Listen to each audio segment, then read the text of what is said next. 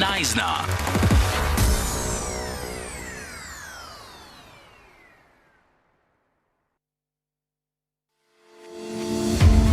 You are listening to the Ad Hoc Committee live on SAfm.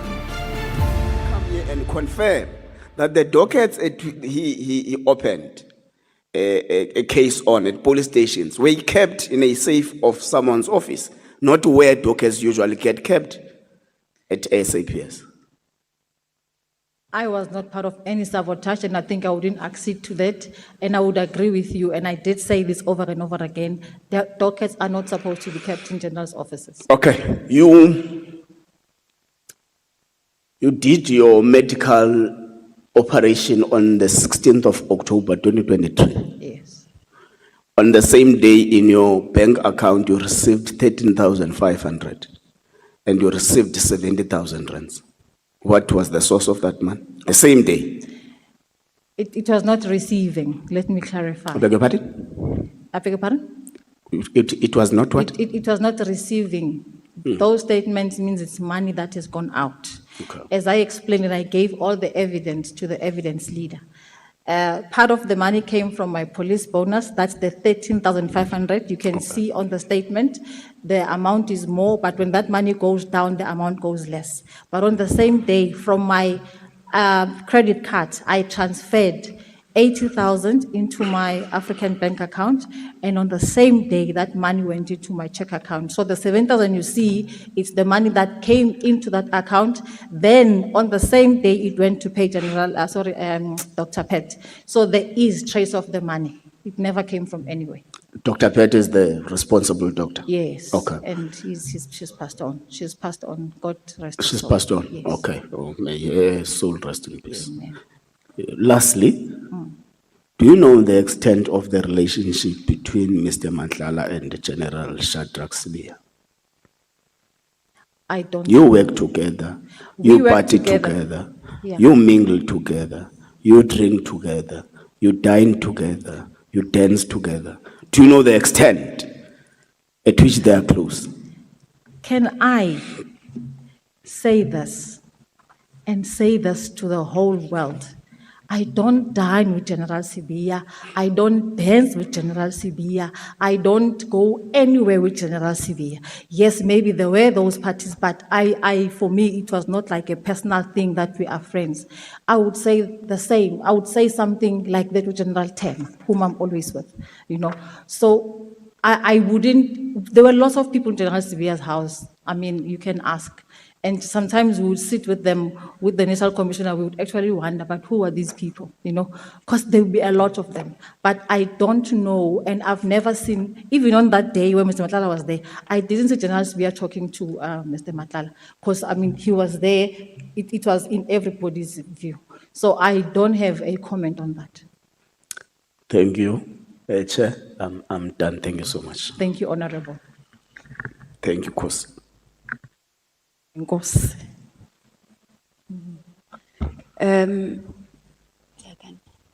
Thank you very much, Chair. It is past.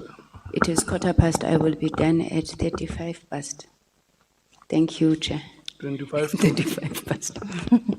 If not sooner. General Sentimole, thank you. No. Can we allow the honorable member to ask?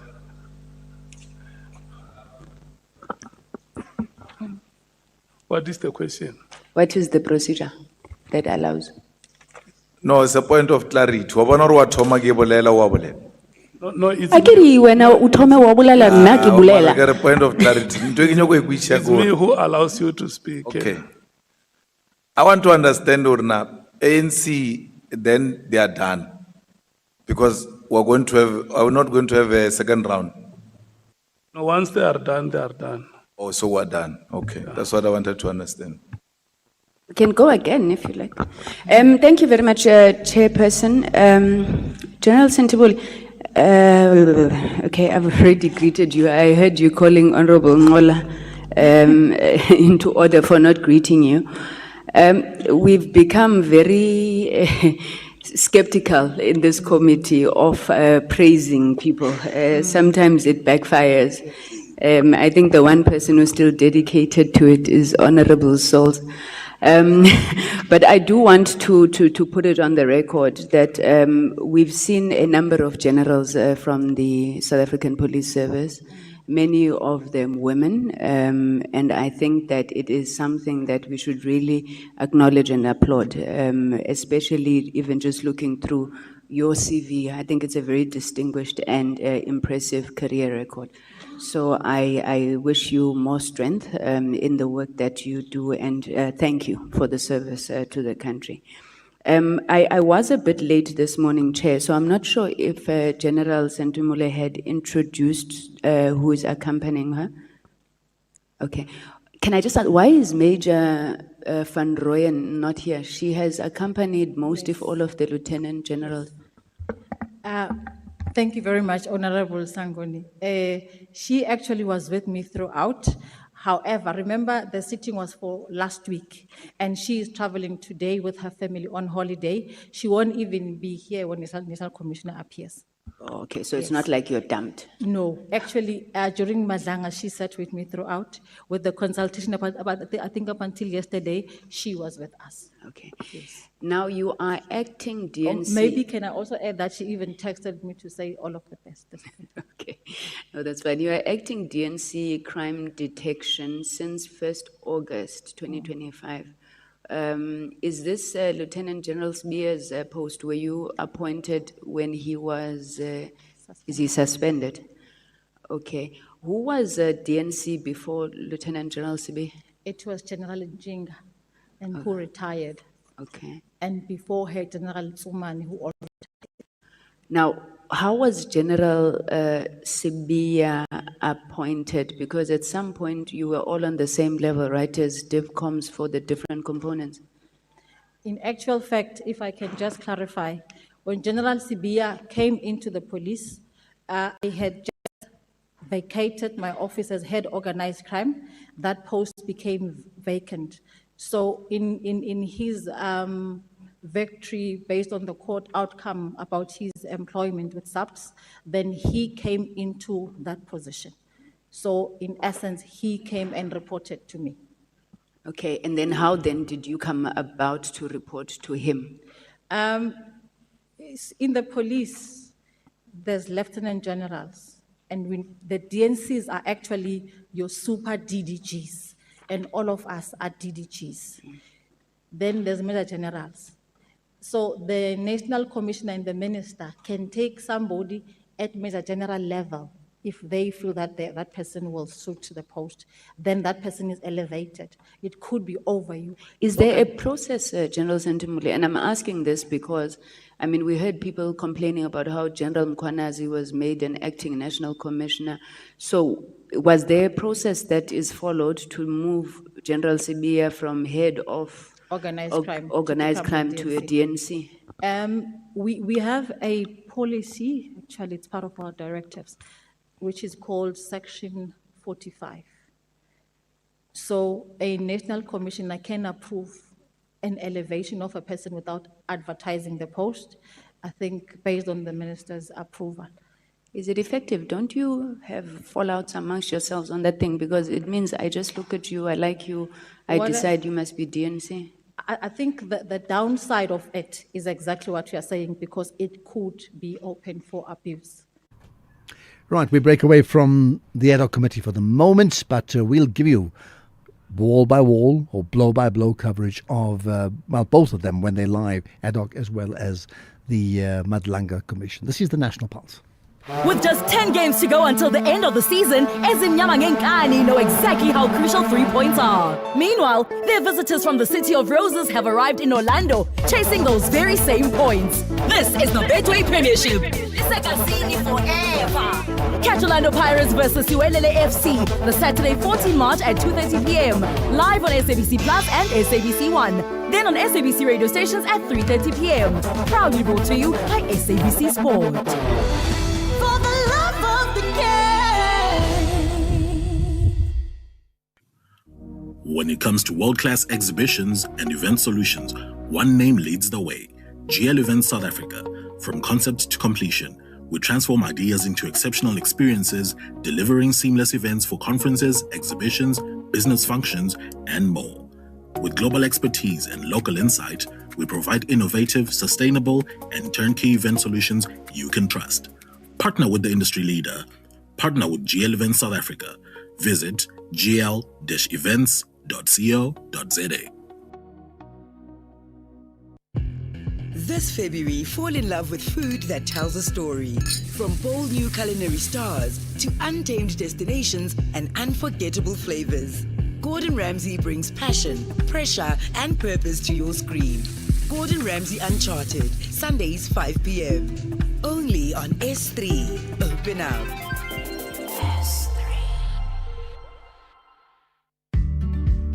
The KwaZulu-Natal Department of Social Development will host the Partnership Summit taking place on the 12th and 13th of March 2026 in Durban. Hosted under the theme Driving a Skills Revolution, Emergency Job Creation and Inclusive Growth through Strategic Partnerships. The summit marks a bold shift from a welfareist dependency model towards a developmental social protection approach. The department is calling on business leaders, investors, CETAs, government entities, non-profit organizations, chambers of commerce and civil society to co-invest in human potential and community resilience. For more information on the summit, please contact the Department of Social Development on 072-105-8420 or venetia.nwamu@kzndsd.gov.za. KZN DSD, we serve with humility. You are listening to the Ad Hoc Committee, live on SAFM. And of course, you can send us a WhatsApp and we'll bank it and play it when we get the opportunity on the Madlanga Commission and the Ad Hoc Committee and everything else in South Africa and around the world too, right? But as far as the Ad Hoc Committee goes, let's hear the voice. You're going to hear it now. The Acting Deputy National Commissioner for Crime Detection, Lieutenant General Hilda Sentumule. Know about it in the letter of the 4th of February. I think it only surprised me when General Mkhwanazi was not in the picture. Like I said, that when we were in Parliament on the 5th, we were with the Minister on the 6th. No, but when you were told that the Minister said disband PKTT, what went through your mind about that? It's an instruction that I understood the history of the PKTT because I was part of the process. But if General Sibiya says it is an instruction, however you feel, you have to comply. And not only to me, General Kumalo also was given the same instruction. Okay. Okay, you said, I'm quoting you here to one of the questions that the honorable members, you said you understood the instruction. This is now when the minister was unhappy, you were not undermining his authority. But you then also say he had no mandate or authority to disband PKTT. So which one is it? Because you specifically used the words, I understood the instruction and I was not undermining his authority. I suppose I'm also asking this because somewhere else you say the letter then legitimized the instruction for you. Yes. So what is your understanding? I mean, you were busy carrying out this instruction. Why now would you then suddenly say he has no authority? Okay. Where the problem arose, it's when I engaged General Mkhwanazi as the ultimate custodian of the same dockets that I have in my possession. I think for me, that's when I realized that the process was flawed. For example, if General Mkhwanazi was involved, we could have continued, But the fact that he now says, how did they get there? And if you bring them here, I will not be responsible for them. And I did say that for me, it becomes... So if General Mkhwanazi had been involved, then, like the National Commissioner, you were of the view that the minister could issue the directive, he had no problem. The National Commissioner's problem was the how part of it, and your problem was the exclusion of General Mkhwanazi. If he was involved, he would have probably okayed it because he was consulted. At times, the PC would not necessarily come and sit with us at head office, but if he's in the know, he would okay the process. How did you forget General Mkhwanazi? Because you and General Khumalo were running this process. You said you agreed on steps to be followed. Would you not, in drafting your plan, have General Mkhwanazi as part of the stakeholders you must consult?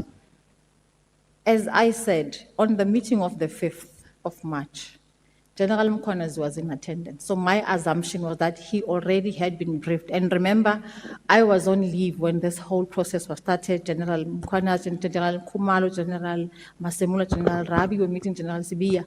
So when General Mkhwanazi was in that meeting, in my mind, I heard that actually he was part of it until I spoke to him. Okay, I'm sorry to be rushing you. I agreed on 20 minutes here. Before the Madlanga Commission, Lieutenant General, I think it was Sibiya, says that you expressed the view that the PKTT was untouchable, and you alleged that, in your opinion, the task team was being used to siphon the budget allocated to it. Can you just give us your view on that? Did you express concerns about the PKTT and the budget? On this, I would like the committee to hear me for what I say. General Sibiya, throughout, he would actually really, and I said that he was actually strategically recruiting, want you to agree with him. And I think in that discussion on that audio, I actually employed what I would call your counterintelligence defensive approach to say, I'm going to feed him whatever he wants, disinform him, because it was no help. Why I'm saying that? Because if you look at what he said and the documentary evidence, the following day, I called General Mkhwanazi and I went on with business as usual. So for me, he wanted to corner you to be able to say, yeah, no, this is wrong. So I thought, you know what, I'm done with this guy. Marini Bangani, that he would even go to the extent of recording you and take it to Madlang? I don't know. And I actually feel that I don't want to get into the pigsty, with him.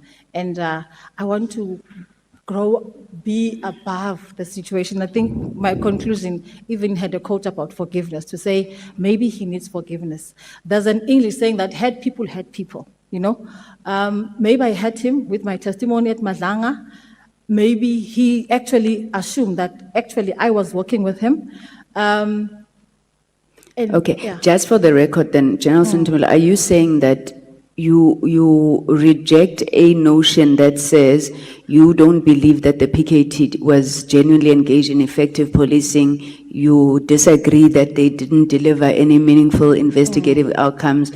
What is your true reflection of the work of the PKT? I believed in the work of the PKT. Hence, even today, I still work with them. As I said, it was part of my counterintelligence. General Sibiya must be off my back. I mean, there was a point where I said, redeploy me, So for me to survive, I thought, okay, let me handle him this way. But my feeling is still that I never expressed in any document to say I don't believe in it. I never even signed their request for extension for detectives. Okay. Why do you think General Sibiya was putting pressure on you to get those dockets? Did you ever ask him why he was so eager to obtain these documents? He's not a person you can ask. If his mind is made up, he's adamant. So for me, there was no reason to ask him. Okay. I think Honorable Ngola has already canvassed a lot of the issues around the IDEC. I just want to know, how did those documents get to General Jacobs safe? From what I gather, he took them from the province, from General Khumalo's office, General Mbuso Khumalo, not Dumisani Khumalo, the DPC, and were given to Colonel Phillips, I think then to General Jacobs, and he kept them at his office. Right, so we're going to break away just for the moment, but as we get to the news headlines, let me remind you, SAfm News with Momentum. Those with financial advisors have a better shot at generational wealth, so speak to a Momentum accredited financial advisor for advice that meets your context. 3:30 is news headlines with Ondela Mbana. Thank you, Ashraf. On the news headlines, National Assembly Speaker Thoko Didiza has approved a request by Build One South Africa leader Dr. Musi Maimane for an urgent debate on the escalating crisis in the Middle East. A special investigating unit has recommended criminal prosecution and civil recovery following an ongoing probe into irregularities at the state-owned mine Alexco. And the City of Cape Town's Disaster Risk Management Centre has urged the public to take extra precautions as the city is experiencing high temperatures this week. A full update follows at the top of the hour. And a reminder, SAfm News with Momentum, those with financial advisors have a better shot at generational wealth, right? Momentum is part of the Momentum Group Limited, an authorized FSP and registered credit provider. They say the early bird catches the worm. Great advice, unless you're the worm. Generic so-called wisdom doesn't work for everyone, so I settle for a financial plan that's one size fits some. Momentum accredited financial advisors take the time to get to really know your unique situation. Advice meets your context. Momentum, your journey to success. Momentum is part of Momentum Group Limited, an authorized financial services and registered credit provider. SAfm, guiding you through the rush hour traffic. Good afternoon. Starting off in Gauteng, the N14 westbound in Lanseria has delays towards the R512 Malibongwe Drive, Eskempahleli Drive northbound in Pretoria, queuing towards Moot Street, and the M1 southbound in central Johannesburg, slow moving towards Crown Interchange. In KZN, the N3 southbound in Escort has a stationary truck near Escort South Interchange. In Cape Town, the M3 southbound slow moving towards Rhodes Drive, the M5 northbound slow moving through the N1 Kuburg Interchange, and the R44 southbound slow moving towards the R310 Adamtas Street. With your traffic update, I'm Irma G. This is SAfm Sports with Tuming Khapele. Right, Shumi, there's news of a top European club coming to South Africa. And I'm Not sure forever. Yeah, they are coming, and I'm sure a lot of people have heard that the German Bundesliga side, RB Leipzig, is heading to South Africa to take on Mamelodi Sundowns. With that action on the 29th of May at 8 p.m. It's going to be live on SABC3, and it's from the Lucas Muripe Stadium. Tickets are going to go on sale on the 24th of April, so make sure you get your tickets for this one. But still talking about Sundowns, they are in action tonight against Orbit College at Olympia Park Stadium in Rustenburg, kicking off that one at 7:30. They have two different objectives for these two sides. The Brazilians are chasing the league title, while Orbit College fighting to avoid the relegation zone. And this fixture has generated discussion even before kickoff due to scheduling concerns raised by Sundowns coach Miguel Cardoso. Going to play Orbit and they change the venue. They take us again to a smaller stadium because they say there's a church event on the bigger one. So there are a lot of resources that are being put on the table in order to obviously try to get points from us. We will continue to do our best. We hope every time we play matches, the three teams are the best ones, are always on the high level, and that we can be better than the other ones. And let's see. It will be beautiful to see. I think South Africa is going to enjoy, of course, this championship. So let's keep on scoring points, and in the end, if we arrive in a position that allows us to get the first position on the table, we congratulate ourselves. If not, we have to congratulate the opponent. It's what it is. Elsewhere, Manchester City will face Liverpool in a blockbuster FA Cup quarter-final after yesterday's draw set up a repeat of one of English football's fiercest rivalries. And Pep Guardiola's side have already beaten Liverpool twice this season, but the Reds boast 8 FA Cup triumphs, most recently in 2022. Arsenal, who are chasing a historic quadruple, will travel to Southampton, while Chelsea host League One giants Porto Vale. And the final tie sees West Ham or Brentford drawn at home to Leeds. The standout clash at the Etihad will be the first FA Cup meeting between City and Liverpool since the Reds' 3-2 semi-final win 4 years ago. In cricket, Kayla Renneker is excited for the Proteas women's tour of New Zealand, her first since joining the senior side. She earned her maiden ODI call-up after standout performances in the recent T20 series against Pakistan, including a Player of the Match award on debut in Potchefstroom. And Renneker says that her goal is to learn from senior teammates while remembering to enjoy the game. So it's my first time visiting New Zealand, so pretty excited for that. But also it's going to be good cricket, so definitely looking forward to learn as much as possible. It's always being open to learn and growing in a space like this, but the most important is to have fun, because that's why you play the game. In boxing, South African featherweight contender Lerato Lights Out Dlamini says that he has found renewed purpose despite the crushing cancellation of his IBF world title fight against Angelo Leo. Dlamini has been scheduled to challenge for the championship on the 21st of February, but the sanctioning body ordered Leo into another mandatory defense, forcing the bout off the calendar. And the 29-year-old has admitted that disappointment was tough to process, but stressed that he has channeled it with discipline and focus, determined to keep his world title dream alive. On that note, it's a wrap from my side for now. I'll have more in the next hour. So here's a question to you. I mean, these Leipzig coming to South Africa, how much currency do you give it? Meaning that it is a friendly, right? It is a friendly. I mean, it's an off-season tour for them, but the fact that they're the ones that said they want to play Sundowns is big. And they're coming to South Africa, so why not? Okay, and you'll be there, I have a sense. May sometime. Definitely. Okay, the 29th of May, 8 p.m., Lucas Muripe Stadium. So you thought you were building a business in this economy, but day by day, somehow it grew. You kept going when the freezer didn't freeze, the bucket didn't budge, and the bank balance barely blinked. So you thought you were building a business. You weren't. It was building you. Because this isn't just what you do anymore. It's who you are. And you don't trust just anybody to protect it. Chat to your broker about Old Mutual Insure Business Insurance. Protect what built you. Old Mutual Insure Limited is a licensed FSP and non-life insurer. This February, fall in love with food that tells a story.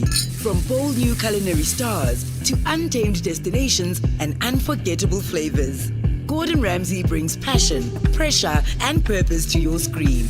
Gordon Ramsay Uncharted, Sundays 5 p.m. Only on S3. Open up.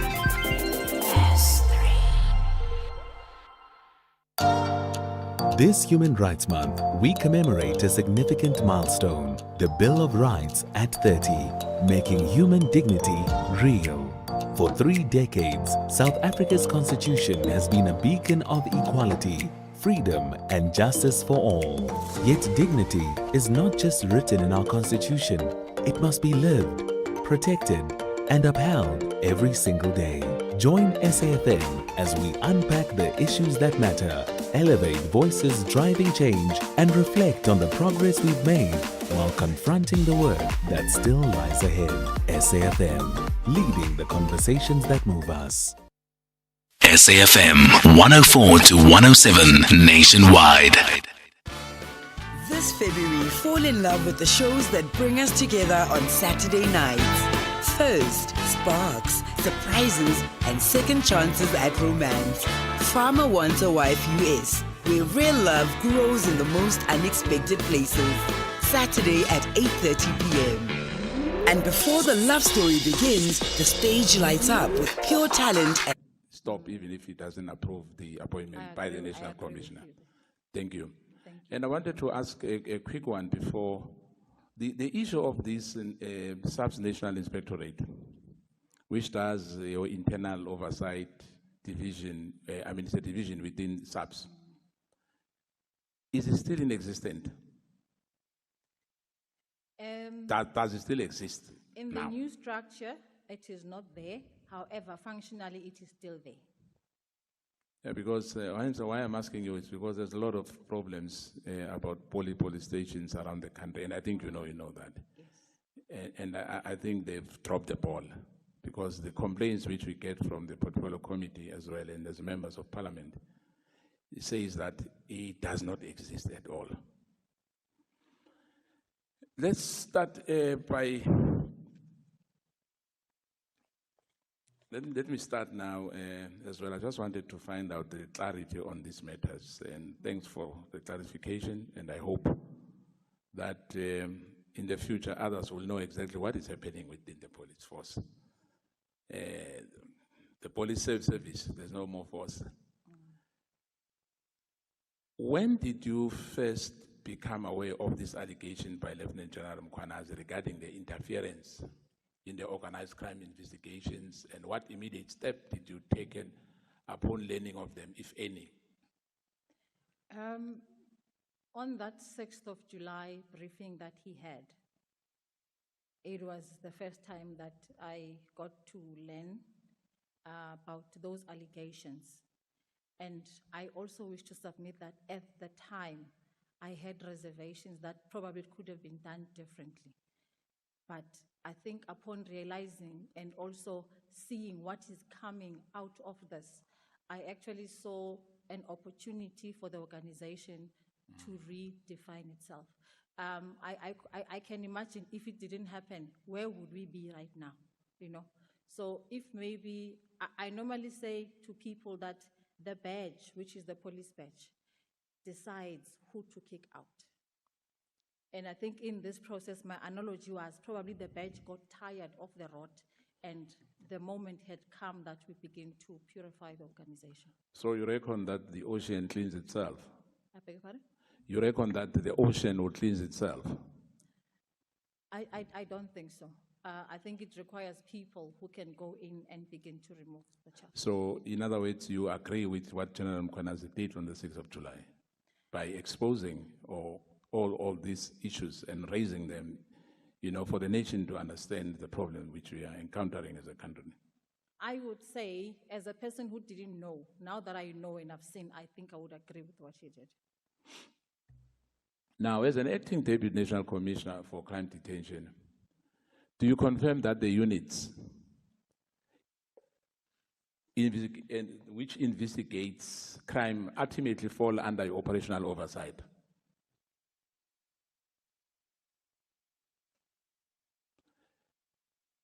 The organized crime units, they ultimately fall under your operational oversight? Yes. Do you agree on that? I agree. Now, are you happy with what is happening in that, in organized crime units? Can I also talk about organized crime in general within the law enforcement, including DPCI? I don't think we have actually scratched the surface. Yes, we do have takedowns, we do have successes, but in my view, we are not dealing with the people whom we would call in organized crime high flyers, the people who can't explain their income, the people who can't explain their assets.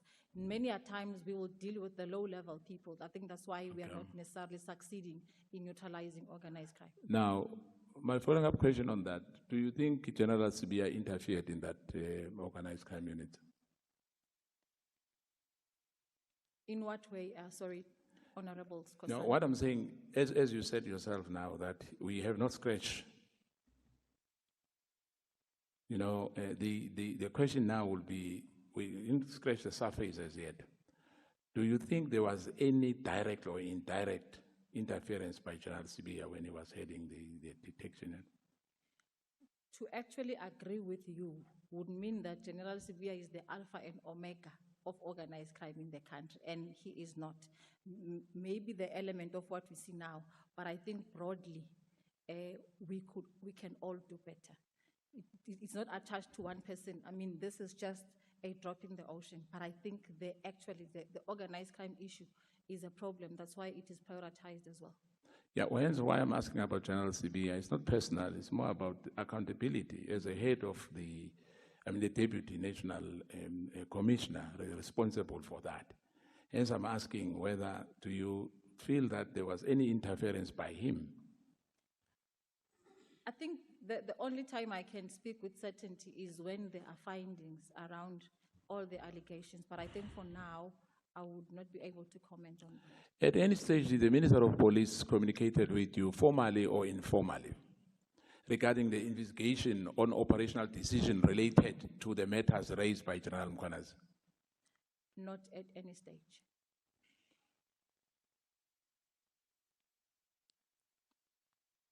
Were any investigations into organized crime, political killings, or syndicate halted, slowed, or reassigned during your teenager as an acting deputy commissioner? And if so, who authorized those decisions? If we are talking, for example, dockets around your PKTT, I will start with some of the dockets that we actually had to move. From the DNC had an outfit in his office that was conducting investigations. So those investigators had to go back to their respective units, and those dockets were reassigned. Depending on the nature of that investigation, it was assigned to a respective responsible unit according to that commodity. You know, I'm trying to find if there was any operational obstruction, whether from IDEC or IPID, not necessarily IPID, IDEC in particular, or within the units at SAPS. So you say there was nothing at all? None that I know of. Now, can you point any factual inaccuracies in General Mkhwanazi public briefing? And if so, what's the documentary evidence do you rely on in case there's any? General Mkhwanazi, I just want your evidence of your opinion on this one. General Mkhwanazi gave out allegations, and I think it is up to the investigating arms who are responsible, have been tasked with this particular matter, to be able then to sift what is factual and what remains allegations. But beyond that, I cannot make an informed opinion. Are you satisfied that the current command structure within crime detection has protected investigation from political or any internal interference? I think for me, until we actually conduct maybe a climate assessment, understanding the impact this has had on policing, then we can actually dissect the areas affected, and then we can see if some of the insulation has been compromised. Only then can we then say we can be able to heal what has happened. In preparing your affidavit, which operational reports, investigation files, or official correspondence did you rely upon? And can you confirm they have been provided to this core committee? Like you have submitted a very comprehensive with some attachments. All those came from my environment, save from the one that came from legal services in relation to the IDEC matter as well as inspectorate, but also particularly on supply chain, I relied on the national instruction. If any organized crime investigation were compromised or interfered with, will not that fall within the oversight responsibility of your office as an acting deputy national commissioner for crime detection? Certainly. We have had so you take the accountability on that? Yes. What measures, if any, were taken by your office to protect officers who reported alleged interference in investigation before these matters became public? I think I spoke at length in relation to Captain M, but also we have had other officers where we would ask for security, particularly when they conduct their investigations. One of those is to deploy a combat team to all complex investigations. You said that you've engaged Lieutenant General Jacobs and informed him about the request from IDEC. I think that Advocate Johnson, as you said, she's going to send us an affidavit. Requesting IDEC for the dockets in his position. You said you requested that Lieutenant General Jacobs hand over the dockets as he is not supposed to interfere with the criminal matters. Because he'll be charged with defeating the end of justice. And you said that you submitted that neither Lieutenant General Jacobs nor Advocate Johnson gave you any details about the docket. You only knew about the dockets in relation to the arrest of Lieutenant Khumalo. So that was for the first time that you know about this matter. On the 26th, and I think it was a Saturday. 26th July, Yeah, yes. I came back, I think a day before, outside the country. I think I was in Tanzania. Mkhwanazi called me. That was the first time that I knew that those dockets actually were responsible for the later arrest of General Khumalo. So the arrest of General Khumalo was not about the lady who was recruited from BMW. From what I read in my discussion with him, it was in relation to that. But like I said, I didn't know that actually those dockets were the ones which were responsible for the investigation. So as we speak here, General Mkhwanazi and the other members were arrested for these dockets, or were they arrested for the being sitting in that panel for the appointment of Brigadier? Yeah. The arrest of General Khumalo and in my address, General Mkhwanazi, it was about that matter of sitting in a panel. But in that list, there were dockets of General Lushaba, General Madondo, that also I've learned afterwards. So it was not on General Khumalo, it was also the senior managers from CI. Now you only became aware that the legal opinion was obtained and signed off by the Divisional Commissioner, Inspector, on the 11th of December 2024. There was a post that requested for my intervention by ADEC, and after my engagement with Divisional Commissioner Inspectorate, the one I asked about earlier, you've attached the annexures here. Now, when there was your intervention, what was the response from Advocate Johnson?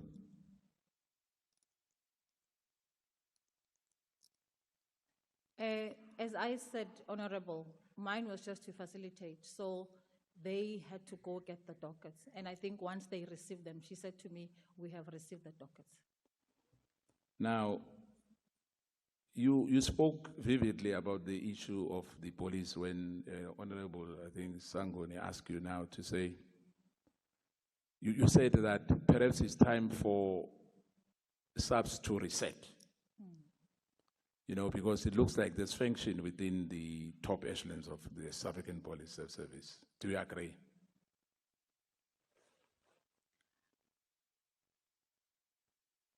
When I say the affections, it Yes. means that I am saying that we are actually using our functional powers to perpetuate differences or wars. I've seen generals who actually walk the talk, and most of them, you wouldn't even find Honorable Ngola in parties, you know. I wouldn't say their affections. Yes, there are differing views, but I think in this particular instance, maybe there were two worrying people, which led to people defining the factions. Now, my last 2 minutes, because we don't have data today. This issue, you know, of Paul O'Sullivan, what's your take? Has he interfered in terms of how SAPS should run, whether it's top echelons, whether it's IPAD, whether it's IDEC, or the criminal justice system as a whole? Like at the NPA, we found that he was paid 100,000 instead of being paid 23,000 for whatever service, you know, the TCPI. In your view, what's your take? What's the role of Paul O'Sullivan in this mess which we find ourselves as a country? First off, he's not part of law enforcement. And in my day-to-day engagements over a period, I've never engaged with him. So what you hear panning out is also what I hear. In my space where I work, I've never had a situation where I had to deal with him. Yes. Now, you heard him saying that he's opening dockets. I heard and that take part. it to the police for police to sign. That would be irregular from whoever would allow him. I think there are processes on how we register dockets, and civilians are not allowed. But he said it himself that he was doing that for all the years. He took one docket to Mandla Mahlangu from IDEC as well. But he's been doing that for many years. And he was boastful when he was sitting here to say He opened door, and I asked him several times, and I was shocked that the police have allowed him to do that, to be law unto himself, because he's not a policeman. And I'm saying, as SAFs, what are you going to do with that? Because you know that now. We have engaged legal services. I think the matter is currently under discussion. As I was not there, I think the better part of last week, so I will only hear with General Tabanen and Van Rooyen when I sit with them, with the National Commission.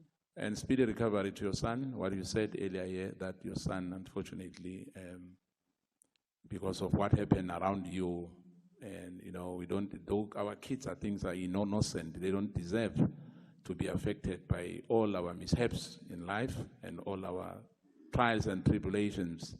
And may the good Lord help him to recover as speedily as possible. I thank you, Chair. Thank you, Honorable. Thank you very much.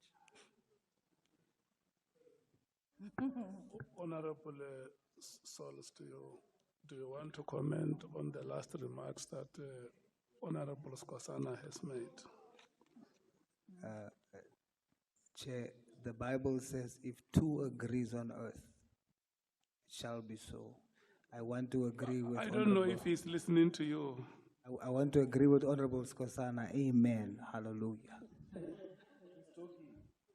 He has not listened. May you repeat what you... He doesn't need to listen, Chair. He doesn't need to listen. It's about the atmosphere. What he said and what I say in the atmosphere, it shall be so. Amen. In Jesus' name. May you say, Hallelujah, Honorable Skhosana. Thank you so much. Honorable Kola Barnett. Your time starts now.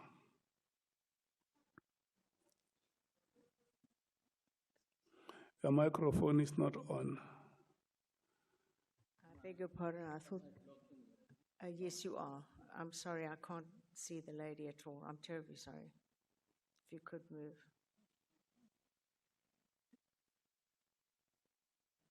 Thank you so much. There you are. Hello. Good afternoon. Let me start with the elephant in the room. In paragraph 103, you say that Major General Tema suggested that you should approach Matlala for a donation to the SAPS. But it was surely clear to you that Ruzi Muzikat Matlala was deeply involved in serious criminal activity, specifically as a tenderpreneur linked to organized crime and contract killings. Now, we all know that around May 25, he was arrested for allegedly masterminding a botched hit on his former partner, actress Tebogo Tobajane. And yes, you had approached him for a donation a year before that. But even then, he already had a long history of arrests dating back to 2000, including a 2001 conviction for burglary. Now, of course, the 2025 arrest, combined with revelations of 360 million rand fraudulent SAPS tender and his role in a criminal syndicate, firmly established his status as a major criminal suspect. Now, the question has to be, don't you look into someone before you ask for donations from them? How many times must a person be arrested before the SAPS distances themselves from him or her? And where was your due diligence in this instance? Even the smallest entity does due diligence so that they don't find themselves in the headlines as being in the thrall of criminals. And here you were, a highly experienced police officer, highly, we've looked at your qualifications, and you had no idea and you did not bother to check. I would like to know what the SAPS protocol is in this regard and how you, at the level you are, had the wool pulled so successfully over your eyes. Thank you, Honorable Barnett. And I think, as I said earlier, that our over-reliance on supply chain, I think we burden supply chain. At the moment, and as I said, it was a hasty request, and I think because of the time, I didn't actually see anything wrong. I didn't read anything wrong. I didn't hear anything wrong. There were no issues that came to my attention about Mr. Matlala. So if there was a lapse, probably in judgment for me, I will take that rep. But I think supply chain for me at the time seems suffice to say they would then vet. If they okay, it means the person is fine or the company is fine. Just to point out, Google is your best friend. You could have done a 3-second search and you wouldn't have had this issue even being raised. The Sabaya accusation that you weren't taking the PKTT disbandment seriously, speak to that. What is he on about? In my view, and I think it will also show with the others, General Sibiya, within crime detection, wanted all of us to actually walk with him this journey. And I think that there was an instant where he even said to me, and I think I've got WhatsApps that I removed, where he said he knows now where I stand. So you are working with a person constantly who doubted you, who didn't trust you. So for me to be able to move forward, I was sticking to process and I was saying something else to him. And that's for me, as I said, it was part of my operational tradecraft handling of General Sibiya to be able to walk through. Because if you listen to what he said versus the process, you would see that actually there is a disjuncture there. Okay, moving on to page 103, there's a reference to CAS 1650/10/2, in which there is a claim amongst others, that Lieutenant General Khumalo, for example, instructed other senior members of the service to ensure there would be no investigation into the alleged theft of Major General Shaba's official firearm, cell phone, and laptop by a sex worker. And it's alleged that the sex worker was paid off using funds from the Secret Service account. Now, the SAP's finding internally was that there was no evidence provided, therefore there was no charge. In such a matter, is it not the job of SAPs to do a cursory investigation of a matter, or would they expect, in this case, the MP to investigate the matter personally? In my view, I thought there was a criminal matter already registered on the same matter. And I think the 4 dockets that I spoke about, one of those was in relation to General Lushaba when I, after the fact, read, I think, some of the summaries. So in my view, there is a criminal matter that was registered, and I guess that's why actually he was also arrested at some point. Yes, indeed, there is a criminal matter, but the internal finding was, well, there's no evidence, so there's no case. So that you understand they're diametrically opposed, and that, from my experience, is a very typical outcome. Okay, moving on. Now that the PKTT has been disbanded, to your knowledge, what's been done in terms of transferring the, I believe it's 96 members of the PKTT to other divisions? Where they've been relocated? The plan initially proposed that 68 of them be retained to finalize the 60 cases in court. Of the other cases you list, for example, 43 not guilty, 96 declined to prosecute, 9 undetected, and 35 awaiting constitutional court decisions. But there were 60 over. There were listed still, I think, 114 matters that were defined as court-going. So I'm trying to reconcile the 60 cases to the 114. Is it possible that dockets perhaps include multiple charges? If you could explain that, please. The team is still in existence. I can safely say that they are carrying the same dockets and more, because as they investigate, they link some of the dockets. For example, there was one in Mosina for a CIT, there was one in Gauteng for, I think it was for hijacking.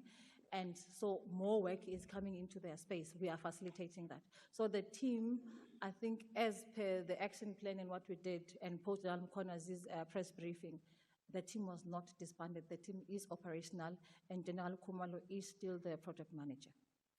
Okay. And those members are still within the team. Yes, that's what I thought. You said in paragraph 62 that there were deep emotions associated with the dockets from the PKTT. Why do you think that was? Deep emotions in relation to a docket?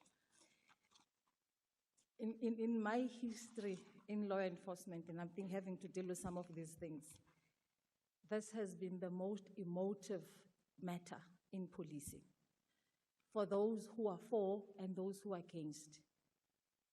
And I think from where I sit, I just wonder, out of all matters that we are dealing with a high priority, why only this one? But I'm not getting any answer, save for what I see panning out in the public. You said in paragraph 65 that both Lieutenant General Mkhwanazi and General Mazimola distanced themselves from the issue of the PKTG dockets. Now, surely that's an issue they should have been on top of. I don't understand why they would simply step back or walk away. General Masamula testified, I'm not sure whether at Adok or at Madlanga, and said that he actually engaged General Sibia to say that those dockets should not be at head office. So when I called him, I guess he was surprised as to how did the dockets get to head office. Hence he said, General Sibia must see to finish how he deals with it. General Mkhwanazi, on the other hand, was not aware that the docket actually were removed from his province into national. So for that reason, I think they both felt that actually this is not what we have to deal with. We didn't start it, and therefore whoever started it must deal with it. But this is the National Police Commissioner. Surely it was his job. I mean, to just say, I wash my hands of it and walk off seems a bit odd. He didn't say, I wash my hands. I think because he gave General Sibia an instruction to say, those dockets should not be at head office. So probably his response was based on, I gave an instruction, no action was done, and therefore you can't bring it back to me. Okay, I see you have great admiration for Minister Mkhunu, calling him one of the best ministers you had ever experienced as your political principal, and that he spent much time capacitating the detectives and wanting a plan from you and others, I presume, to further capacitate them and to go ahead with the re-enlistments of former detectives, something we suggested in the Police Portfolio Committee some time back. Do you think he would have disbanded what seems by all reports to have been an enormously expensive unit in favor of other entities without giving it due consideration? The letter that I read from the DNC said an assessment was done. I've never seen the assessment, and I think if that assessment was there, I would be able to say maybe he did give consideration, but for now I can't respond because I don't know what informed that decision, because more so in the absence of an assessment. So your opinion on standing back and looking over this whole debacle, what do you think the real motives were, if there were different motives from the obvious? Minister Mkhunu came like, I think my English is just running towards Natal. Minister Mkhunu, in my interactions with him, and I think with the National Commissioner being there and the others, he actually was focused on advancing the organization, So this side, discussion, decision, letter, I don't know what informed it. And I think for the love of God, I don't even know how to dissect it. You referred finally how it would have been different if Lieutenant General Mkhwanazi had been included in the process of closing the PKTT, which you now have confirmed has never been closed. Why do you think he was excluded from the process, if indeed he was? Because I know we saw the movements in the Portfolio Committee, and you brought various reports down the line. But that initial decision, why do you think he was excluded, and for what possible reason?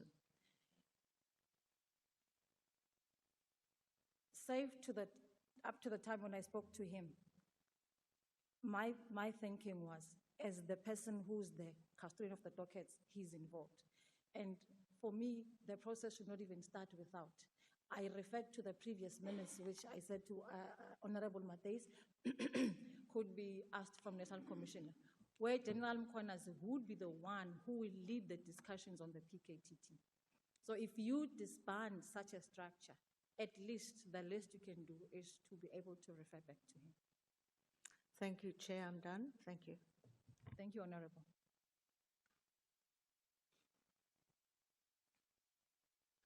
Honorable Thopa. Thank you, Chairperson, and good day, General Sentimule. How are you?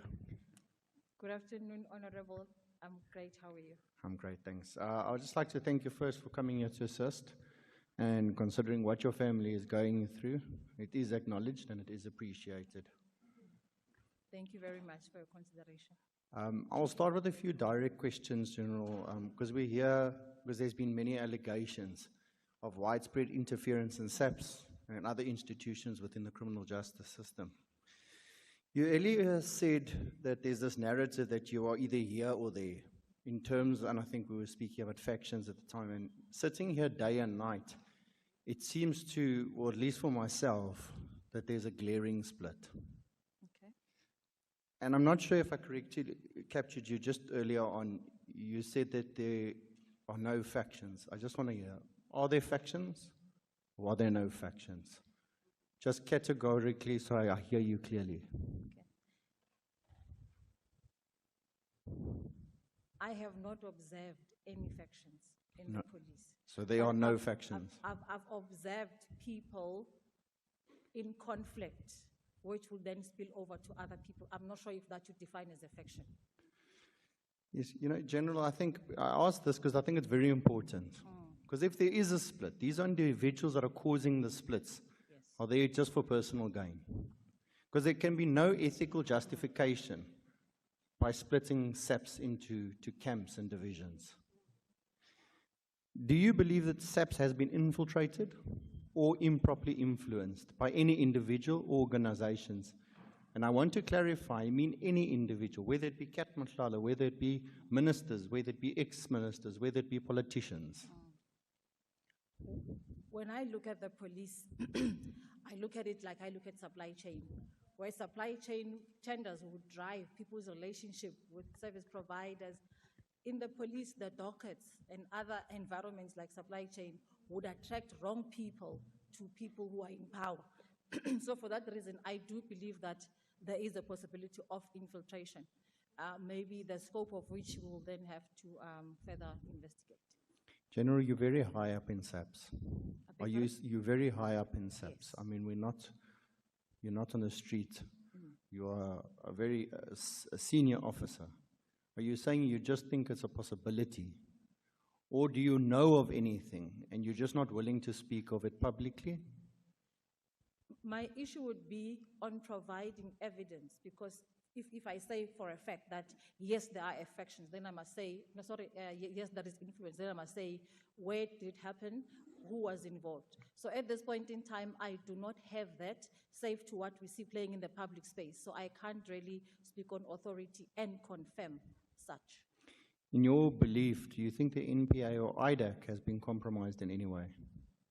Again, it is based on what we hear.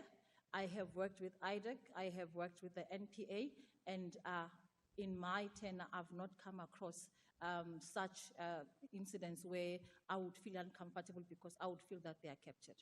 Do you think IPID has been infiltrated in any way by any individual or any organization? As I think my response to that earlier question was that actually all law enforcement agencies are susceptible to infiltration. So IPID is not safe either. Did you only receive the written response from General Sibiya on the 4th of February? And why do you think there was a delay in the correspondence from General Sibiya getting the documents and the instructions to you, considering his testimony that he perceived it as immediate disbandment, meant immediately? Why do you think it took him so long to start getting those documents to you, and then still left out documents like the letter from the minister and so forth? My reading into General Sibiya's instruction was that he actually spoke to General Khumalo in my absence when I was on leave. And, but he expected Khumalo to give me the dockets. And when Khumalo spoke to me, I mean, he had an instruction I didn't. And I think I made it clear that I will not really start a process without anything in writing.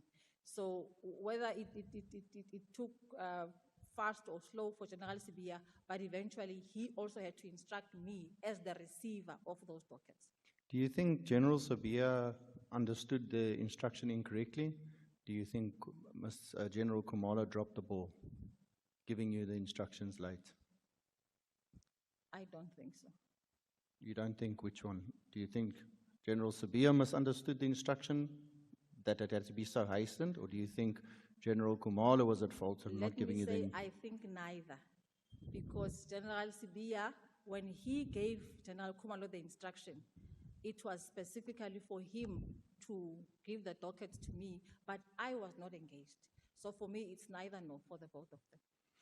You spoke about the minister's letter, I think it was paragraph 29, was based on an assessment. And I just want to make sure that you said what assessment was he alluding to? And if I understood you correctly, you said you never saw this assessment. The assessment would have referred to probably our efforts yielding results or not, and determining whether the project should proceed.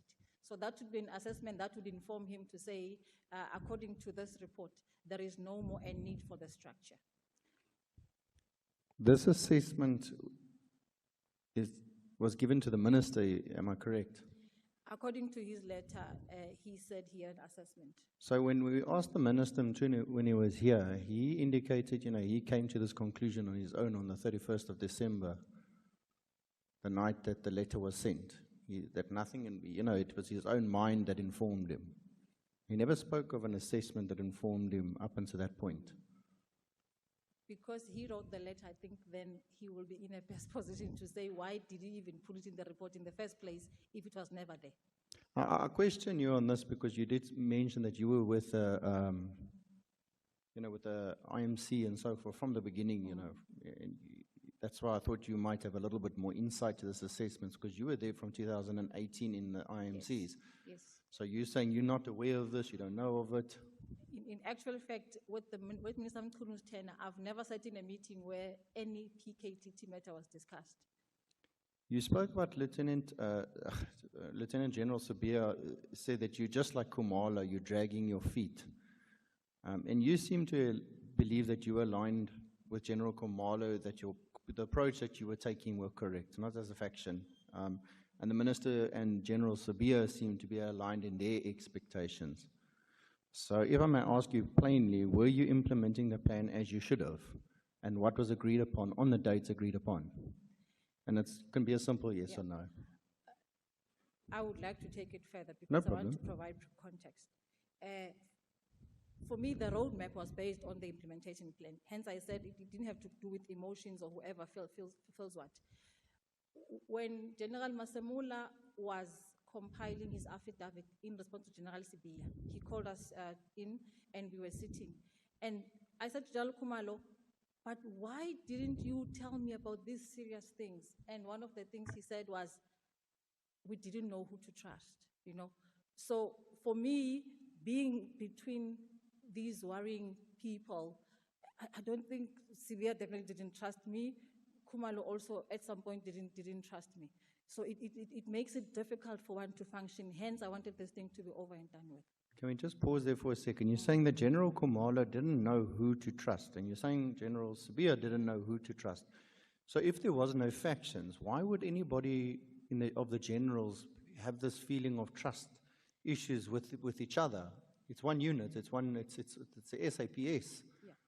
If we may maybe fast forward back to General Khumalo's testimony, where Jan Masemula's testimony, both of them, where they said in January they gave a report to the minister on General Sibia's activities. That is not a faction, that is reports on crime.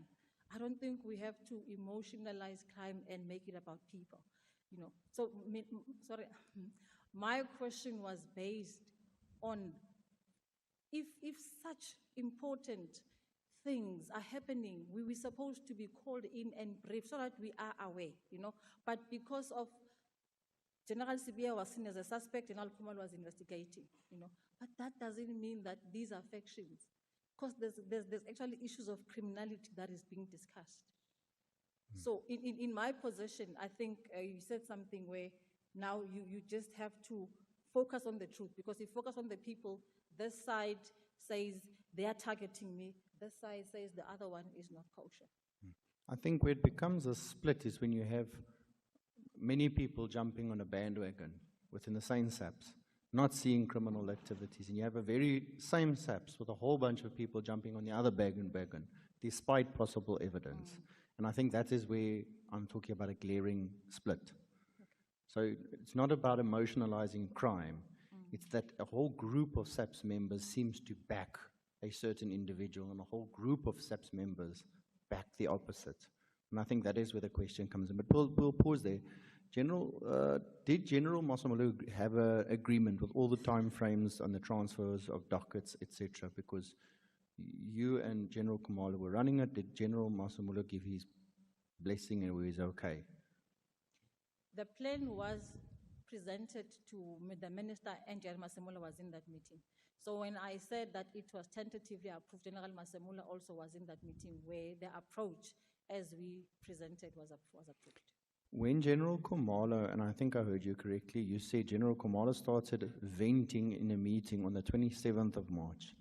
You said it, and the meeting was prematurely ended. This was when the 121 dockets was discussed. Am I correct? It was the minister, not General Khumalo. Was General? Sorry, was the it minister, yes. Who ended the meeting prematurely? It was the minister. All right. So the minister, did he basically present and then cut himself short? No, General Khumalo was presenting. Yes. And I think with the issue of the figures, which were diverse from what we presented earlier, then the minister thought this meeting cannot proceed. Okay, I understand. So General Khumalo was still doing the presentation, yes. And then when he started speaking about specifics, the minister ended it. Yes. You spoke also early on about other matters requiring your time, as well as that of General Khumalo, and it's completely understandable. And if I listen to you, you spoke about earlier, General Sibiya is not the person that you could question. Were you able to ventilate and find solutions around your time constraints? Or were you pushed into a corner and you were told, just do this? Or, you're just as bad as Khumalo, you're dragging your feet? Is that that's the impression I'm getting, if you could just clarify? General Sibiya does not hide the fact that he wanted those dockets out of the PKTT. I think he did ventilate on this matter here and at the Madlanga Commission. So me not moving, actually, I think probably got to him, and he tried to push me in whatever way, even if it was to a point of maybe saying that now I'm like Khumalo, I'm not listening, So he was adamant that actually those dockets must be out of the PKTT. I just want to move, because I'm just worried about my time. I think it was in paragraph 92, you spoke about the first time you saw, and the only time you spoke to or met Kat Mkhwanazi was at General Sibiya's private party in September. And I just want to make sure that was Mkhwanazi invited by General Sibiya? I was invited by General Sibiya. I don't know. Remember, I didn't know them at the time. So you don't know who invited him? No, I didn't invite him. Okay. And maybe can I, Honorable, say this again? People have sat in this chair, and those who know Mkhwanazi, they have agreed. I don't have a reason to say I don't know a person that I know. No problem. Thank you. If Kat Mkhwanazi was present, did you understand him to be known to General Sibiya? Was there anything at that party that made you feel that they had a relationship? Just from observation? Yeah, from observation, I never saw anyone get close to him or talk to him. He was just standing there. And for that matter, I don't know for how long, how he disappeared. I know we stayed there only for an hour with General Tema and we left.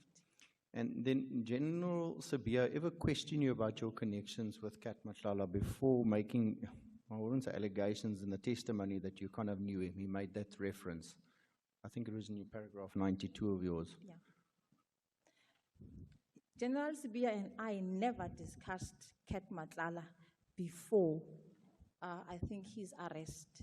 And I did write it here on my statement that the only time General Sibiya called me, and it was at night, when Kat Mkhwanazi was arrested. And he said to me, "Ba tshwere chomi ya Senra," in Sotho, meaning that the PKTT have arrested Senra's friend. So Senra is my friend, General Tema. So I asked him, which friend of Senra? The only friend I know of Senra that I was with that weekend, it was Kimora. So I asked, is it Kimora? He says to me, no, Kat. So I asked him, who is Kat? And when I put the phone down, General Sibiya, I called Senra. I asked Senra, who is Kat? Then Senra says to me, that's Mr. Mkhwanazi. The one who gave us the sponsor. He says, yes, but why is Sibiya telling me that he was arrested? And he never phoned me after that. So we've never discussed Mkhwanazi. We've never sat together with Mkhwanazi. No problem. With Sibiya. Thank you. General, while I really do not want to know about your personal medical procedures, I just want to speak to the allegation that it was funded. Yes. And you have categorically denied it. You've explained the funds in your account. However, I would just want to find out, is there any truth that you were at the facility of a Medicare 24? And secondly, I would just then ask, did you get any special treatment? Did you get any discounts? Did you get anything of that nature, not direct payment or someone paid for you? Was there any incentives given to you for any procedure? And I don't want to know about the procedures itself.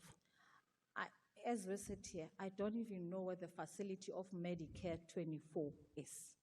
In my line of work, I never had to deal, not only Medicare 24, I don't deal with contractors or service providers, save to ask them for sponsorship. And thirdly, I've never benefited from any of, I don't know what they do outside what they did for subs, so I've never benefited. Chair, I don't know how much time I have left.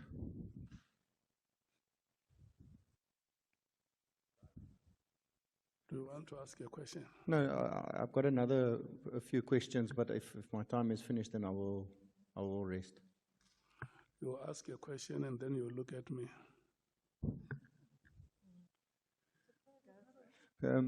General, maybe you can just answer it in one go for me, so I hope it's not overwhelming. Okay. But if the dockets were removed from the investigators that were handling them, who would have effectively gained operational control of the investigation? And in your professional experience, is the movements of these sensitive dockets sometimes capable of disrupting the investigations?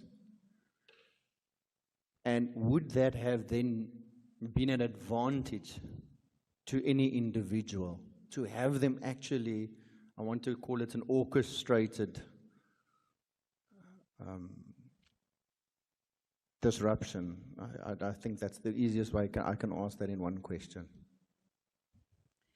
Thank you, Chair. In the value chain of security, the human factor is always the weakest. Where you've got human beings and hands, I think things are likely to be manipulated. Where I sit, we facilitate the movement of dockets. We make sure that the investigator who's receiving sits with the other investigator, there's a briefing, then the diary is updated, so that you don't actually interfere with the chain of custody, and they keep in touch should there be any further interaction. However, as I say, it's not a perfect process. Where there's a human element, people can deliberately then interfere with the process.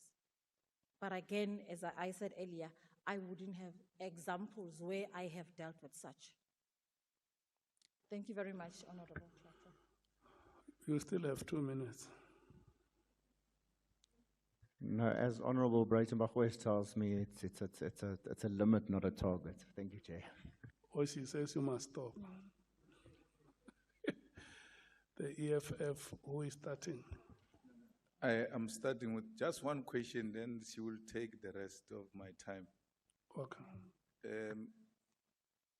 Lieutenant General, yourself and General Tema, both of your medical procedures were done by Dr. Pett. Dr. Pett, yes. Do you know, may her soul rest in peace, do you know Dr. Pett's husband? Unfortunately, I don't.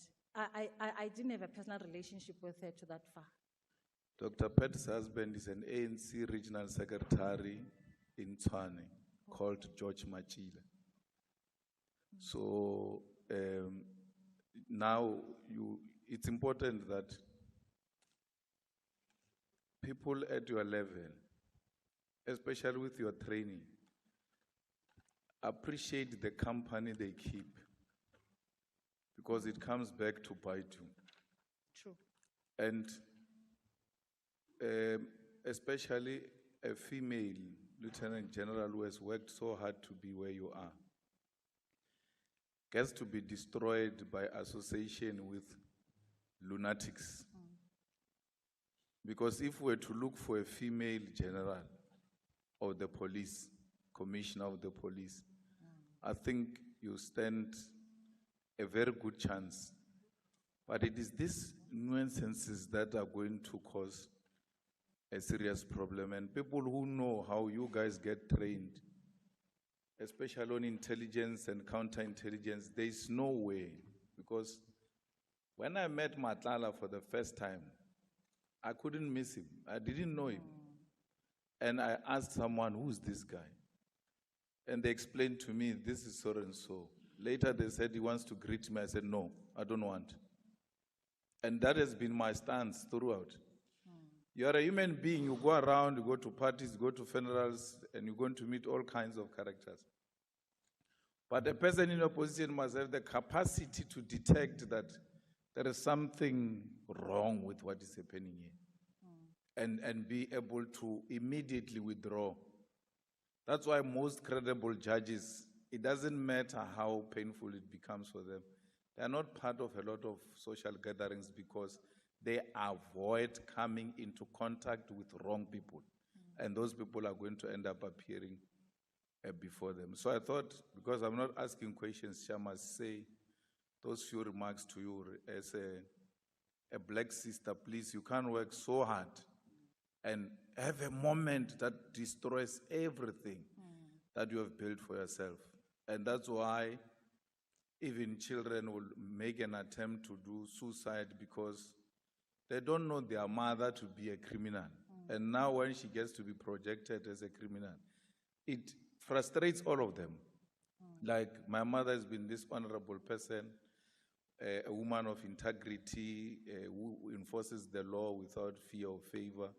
The next thing stories are told about your mother, it's bound to affect them. So I'm just saying, this is not the end of the road. I think this is just the beginning of life. I mean, everything is a lesson. Going forward, you should be aware, especially as an intelligence-trained person, you should be aware always about your surrounding. Thank you very much, Chair. Over to you, Honorable Mateis. I'm in charge now, whether Kusala likes it or not. Let there be love. Thank you, Chair. Thank you, President. Honorable Mateis, wait. Because I'm the one who presides over here. Honorable Malama, We do have a habit of expropriating without compensation. Sorry, Chair. Honorable Malama presides over the EFF meetings. So now let me tell you what time is it and recognize you to speak. It's now 28 minutes to 5. Your time starts now. Thank you, Chair. Well, my president pretty much covered me, but I just wanted Lieutenant General, just as another woman, to say when I read through your CV, okay, I'm getting teary now. I must not pull a Sarah Jane trend. When I read through your CV, I was like, wow, we actually have women of this level in our country, and we always told that there are not enough African women like that. There are also not enough of our young girls that know the spaces that they can be in. So I also just want to give you an opportunity to tell her, you're also getting teary, are we going to have a moment? But I won't pull There's nothing, tears is not a bad thing, don't worry. I say that in EFF all the time. I'm a crybaby in EFF, so. Yeah. What made you get into the space? Because you started off and you served a good 10 years at what was then called the State NIA, and now it's the SSA. So what led you there? Was it accidental or it was deliberate? State security was deliberate. I think it's based on my history, I think, at the university, and I think most of my colleagues who were together there were already there. So it was a conscious decision that this is where I want to join. And then why did you move to SAPS? Growing through the ranks, I remember in 2008 when I actually came back from, when I came back from Northern Cape, I started working internally within counterintelligence, and I went to NICOC. Then there was a request that actually there is an opening in SAPS for a director for counterterrorism. And I want to declare here that, Honorable Malema, whatever I do in my life, regardless of what is being said, money has never been a motivator.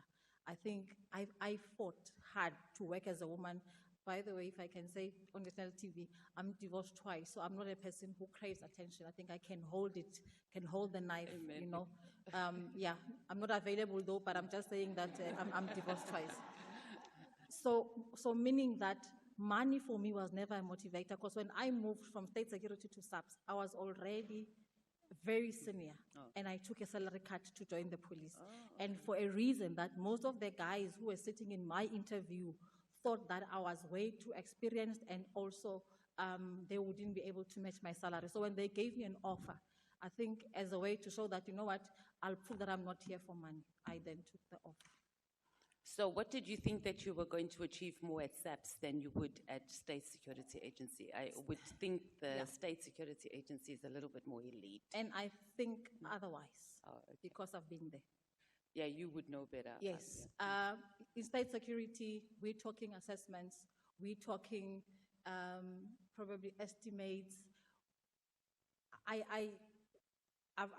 I've seen in the Northern Cape our products contributing to crime fighting, like for example, on organized crime. I think at some time we had an issue of right-wing extremism in the Calvinia, Forsman area, where you definitely saw your efforts. But at national, because you are overarching, you don't see where those products are leading, particularly in tackling organized crime.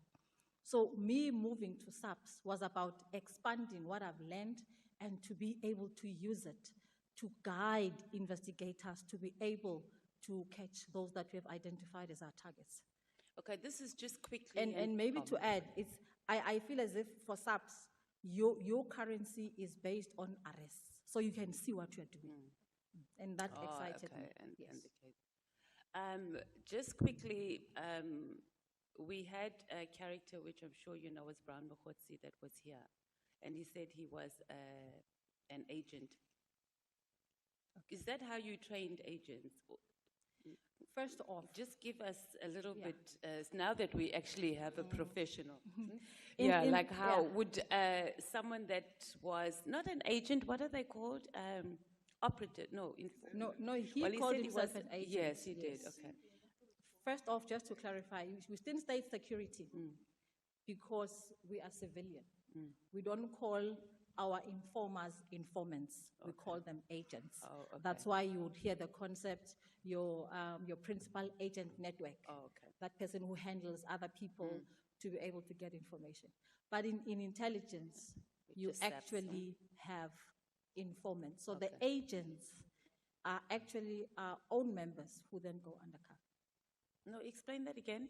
So in SAPS, under the crime intelligence. Yes, an agent is a SAPS member who is exfiltrated out of the system, erased from the system, and actually we could call him either it's your infiltration agent or maybe penetration would have been from inside.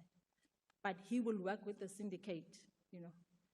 But there's legislation around it, and please don't make me go further. No, we do want to know because we also have to make a decision about this at some point. So you are here. So I'm sure you heard some of his testimony both in the commission and here. So we tell us if that would be some sort of training or what you would have. If, for example, in SAPS. he is from outside the organization, then he would become an informer. So we have got an informer network. As I said, a former member who is exfiltrated then becomes an agent. And you never get to know them. They are not on our systems. We don't even see them or know them. And would they go around saying they are an informer? No, because that actually would be blowing their cover and compromising their operation. Clarity, thank you. We just want to go quickly. Let's start off with the disbandment of PKTT. So Lieutenant General Mkhwanazi said that that was actually a mistake in identity because there were PKTT members that moved to Gauteng to assist. What's your take? Was it PKTT, members of the PKTT that arrested Makhala? The advantage I have in responding to your question is that I didn't have the information they had. I only had an instruction and a plan, you know. So I had, when he said that, so probably, I'm sure he wouldn't just say it was based on knowledge that they had as to why there was that mistaken identity. But you were in charge that time of these dockets and the arrests and overseeing Gauteng, and it happened in Gauteng.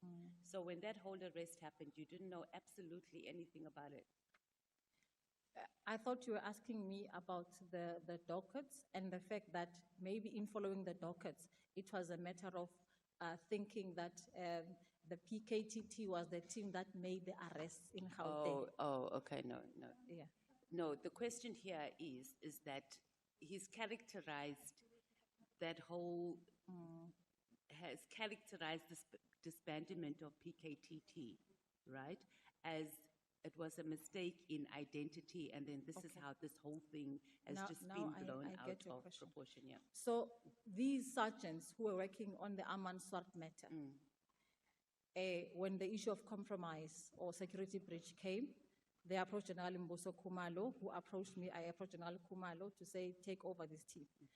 So maybe the people then thought it came from KwaZulu-Natal. Actually started here in Gauteng. Okay. Yes. Are there cartels in South Africa?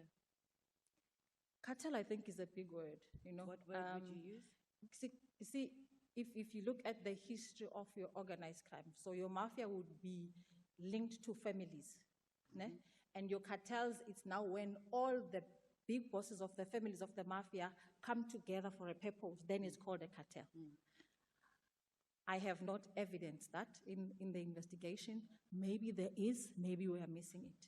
But in your typical organized crime countries like your Mexico, your Colombia, your Brazil, those exist. Are we getting there? Are we heading in that direction? If we let things spiral out of control by not addressing organized crime, I think we can easily spiral into that direction. And then the big five, what do you know about it? I mean, I'm sure it's either under investigation, but is there some sort of reality, and is there some prima facie evidence to... When you conduct your organized crime investigation, you are bound by the trade to do your link analysis.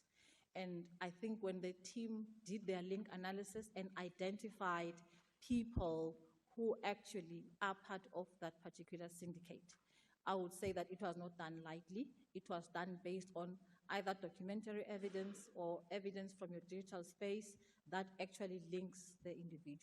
Were you part of that process? I wasn't. So who would be part of a process like that? Yes. Because you're pretty senior and you've got organized car crime background. It's quite, Respectfully to the committee members, through you, Chair, we would not know anything and everything as generals in the police, and I'll tell you why. I gave an example where 2 weeks ago we were sitting in a meeting and then there was a compromise of that particular meeting. And that's why you cannot know all the dockets, because it could be a friend of mine. I mean, we are human beings, you know, not that actually we would give out the information. For that matter, I actually led my own nephew to the police station to get arrested when he attempted to rape my niece. You know, so law for me is law, and law doesn't look at families or who works for what. So what I'm saying is that you are not bound to know everything. Even the National Commissioner wouldn't know everything about the cartels, about the individuals. But cartels, Lieutenant General, is a big thing in organized crime. Yeah. So we're not asking about one of so many cases of rape. So a cartel or a mafia, so to speak. An example I can give is with the gangs in the Western Cape. So we would know, for example, the type of gangs. I mean, in Westbury, for example, I mean, Advocate is here. Sorry, Honorable James is here. Those, because they are within organized crime. But in probably, let's say, in our briefing with the members, if some would slip into our hands, it doesn't mean that we were ignorant. Probably it could have been that at that time we didn't know. Okay, let's go to General Jacobs. Why did you call him and not send him a formal, or whatever the formal process was, for him to release the files? And if maybe let's look at my responsibility and his responsibility as he would have been with ESCOM. If Advocate Johnson writes down and says, this is a docket for IDEC, and this docket is based on Section 28, and General Jacobs has those dockets, understanding the system, I know that IDEC does not have a system where a docket is registered, is moved to IDEC. So they will have to ask the dockets from SAPS. So mine was to say, General Jacobs, she's raising serious matters to say that you keeping those dockets. I think one of the things she wrote was that the complainant was... But initially, from what you said, and you'll clarify, is that she called you and asked you for intervention. And then you called, and then you asked her to send an email. No, actually, I asked her to send an email first before I called. Jacobs. Yes. Okay, so you called Jacobs. That's the process. After I received the but, letters. but you just did a phone call? Yes. You did not send him or even forward him the email? No, I didn't. Okay. Yeah. So when you spoke to Jacobs, Lieutenant General, it's a Lieutenant General Jacobs, yeah, yes. did he not even tell you, or there was no even discussion on why he didn't want to send these files? Because you should have been irritated that you even have to intervene when these files should go. I think that's the unfortunate part, because neither he or Advocate Johnson specified, but understanding the nature No, you of... keep saying that, Yes, Lieutenant General. What I'm yes. getting to is that it's a bit bizarre that you are called to intervene to get these files, right? And then no one even randomly mentions what these files about. So you even have to call Jacobs, who's actually hiding these files. And then he doesn't even mention, or you don't even ask, but why are you not giving the files to Advocate Johnson? Maybe let me start by explaining the process where a high-profile case is registered. And I think I'll start with the one of General Sivia and Minister Mkhwanazi. The DPC has an obligation to call and inform me, and I inform the National Commissioner. And I think the same happened in the Western Cape when the National Commissioner's case was open. So in that case, I would have known. Just probably I would have known, okay, now there's a docket against General Khumalo. At that time, there was no report, either to me or to... But you're not answering. I'm saying, you're saying to me that Jacobs did not even tell you these files are in relation to, and you weren't curious on why he did not want to even send these files to Advocate Johnson. Because it's very like... For me, maybe now on hindsight, and in vendor we say, Madi Otebo, it means the water has already spilled, but I can talk to it, you know. He could have said, General, can we discuss the matter? I think that would have made a huge difference for me. Because him and I worked, I mean, even today we are very close. So he could have done that, but I suppose maybe at that time, either there was discomfort or maybe, I don't know. Why haven't you acted on him, though, for keeping those files in his safe or wherever he kept them? I posted here on the statement, there's a letter from General Hankel that there is no policy regulating their taking the dockets. And for that reason, even if you actually want to act on a person based on what? However, the practice is that we don't take the dockets away from the station. So it's what we always preach. Rather, we make copies of it. No, but Lieutenant General, this is a bit layered, right? So outside, let's even park that he didn't, the statement's been taken from the station, right? It was in his safe. You had to even get a call and an email from Advocate Johnson to get it, and you still call him. It can't just be that can just be parked. It was a deliberate, and it's not one file. It's a set of files on a particular matter, and in retrospect, you can see what the issue was, and you still haven't acted on it. Can I request that maybe General Jacobs be given an opportunity to clarify why he had those dockets actually in the safe? That was your job to find out, not ours. You No, I'm not saying I did you. X, Y, and I Z, am not saying you. and etc. Okay, so let's move on from there. I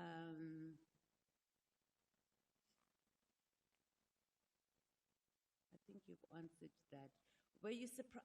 Oh, When Lieutenant General Kamala was arrested, what was your personal response to it? I sent him a WhatsApp message, not only him. I sent Zippo, I called General Kabela, I sent Likalakala. I work with all of them. Like I said, I was really, and I can give you my phone. You can just see Kumalo and I, and because my father is a Kumalo, we call each other Put. You know, since even now when he calls me, he says Sis, I say Put. You know, so I really was one of those who were just shocked and hurt. But I can show you my phone. I did text him to say, Mbulazi, I am really hurt, and I hope it's going to come to pass. Were you surprised that something like this could have happened? Not that you guys on the top, Lieutenant General, should be above the law, but the way it happened and how it happened. Maybe knowing Kumalo and having worked with him, he's never struck me as a person who can actually walk the other path, you know. And I think at the time when I saw the arrest, I was not aware of the issues that led to the arrest. I had to read later. But I must say that I was surprised. There was a meeting, that meeting in February 2022, where the IMC agreed that the PKTT should be enhanced and continue its operations. And that was the last meeting that you remember. I think there was another meeting in 2023. We will have to check the minutes, but that meeting, I know I didn't attend, the last meeting that was there. Then that meeting on the 6th of March 2025, it was the National Commissioner, Lieutenant General Mosikele, Kamalo, and they took a position. Do you think the position was taken against the minister? Clearly. For me, the Deputy National Commissioner and the Chief of Staff, like, because we were made to understand that this was the position that was expressed in the meeting. So you were there. Did you express an opinion in the meeting?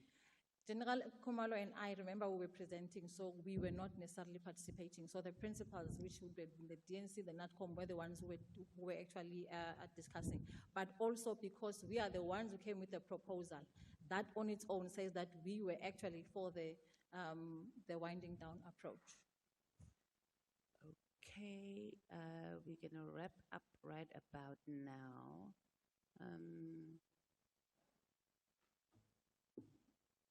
So you spoke earlier that SAPS members are, because of these proceedings, I guess both the ad hoc and the commission that's going on, they are kind of being forced to pick a side or pick sides. And I didn't say that we are forced to pick sides. I say by virtue of your testimony, then you are attached to a faction, or you're attached to... So there are factions.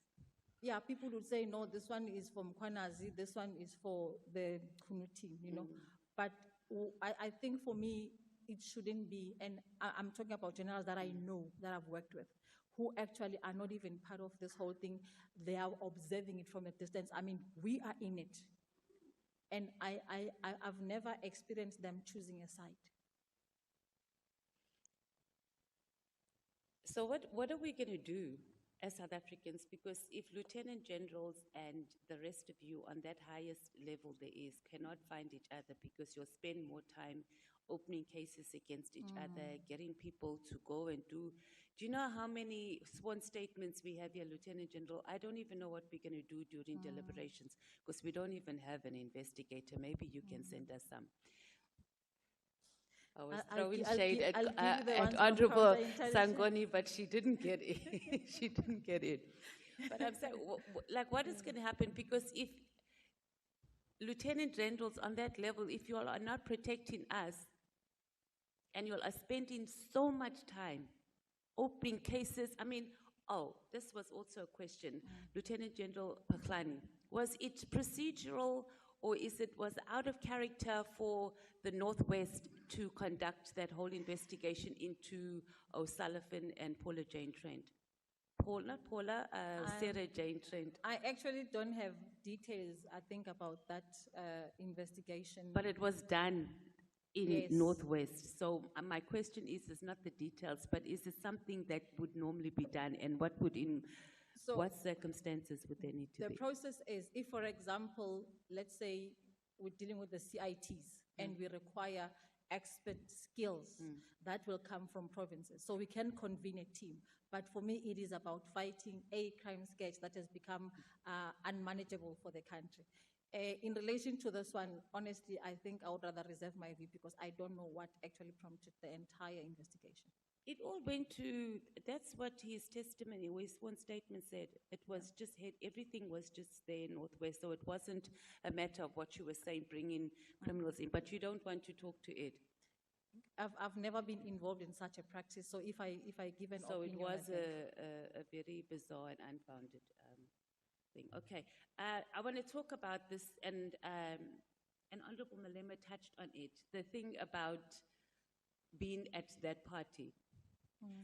I'm not even a trained intelligence agent or whatever, but that whole setup, as you described it, you have the wife of someone come and sit next to you, there with your friend. You don't think that your friend, who is it, Tem, was actually trying to introduce you. I mean, it actually looks like Lieutenant General Sabia, he had these parties to link up members of SAPS with criminals.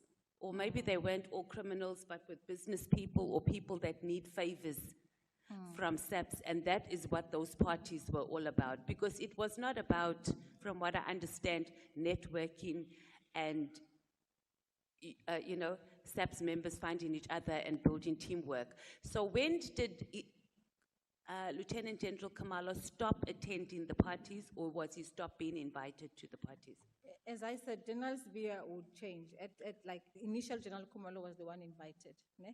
And then later it was myself and others who were being invited.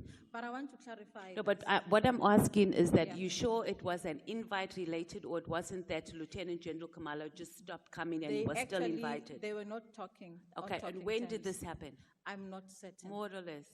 I would say around last year. Okay. Yeah. Last year, because then I would okay, before the press conference of that's brought us here? No, year before last. Okay. 2024, not 2025, yes. Yes. So, yeah, I want to, so these parties, and then have you engaged Major General Temba about the role? Because perhaps she's also involved in this whole thing of networking and setting up. It makes no sense. And I am not even on your level, and I would have known straight away that this is very dodgy. And then the next minute she's saying, oh, yeah, his number, call him, ask him for fridges. And then how, okay, respond to that. And then the next question, if you can also respond to, well, how much was those fridges that were donated that Lieutenant General Sabia even got? I think it was 3,999, I think. 4,000 rand? Yeah, it was small bar fridges, I think. I didn't even see any of them, But also, if I may proceed, and I know how it's projected. For me, this becomes one of the saddest moments, because when we went there was no preoccupation about who's going to be there. We didn't know. And as I said that, there were times where actually I wouldn't go to these parties, There were times where, for example, I would say, no, man, But then I think on that day, because he's like, General, come, we're having something in the house, and we go. And I said to General Tema, there was no discussion. General Sibia himself said at some point to me that actually you are a very good woman. I don't project two faces. Yes, I'm an operative, Honorable Malema, but what you see is what you get. When I'm angry, you see it. And when I don't want something, I then say it. But then there are times where I feel I can't go on. You know what? Let's just go with the flow. And I think probably for me, that was the mistake of that day. Because when something says to you, don't go to a place, and you go, this would not have happened. However, those were not hookup parties. We go to General Sibia's... Okay, not hookups as in sex hookups. No. I'm saying as in... I am not even... No, not those. Yeah. Not those ones. I think your thoughts business took people you too far. To do favors. Yes. Yeah. I must say your thoughts took you too far. When I was saying, I was talking about... Honorable Sangoni that was looking at me in her mind somewhere. But actually, there's nothing more I can say to convince anybody otherwise that this was just an innocent going to a party. And again, there was no intent in terms of asking for that sponsorship. For that reason, I didn't even see one of the fridges. I didn't get any one of them. Thank you. Yeah, so I much, understand. I understand your concerns. honorable Thank you so members. much, We Honorable shall take a Matei. 20 minutes break and come back at 17:20.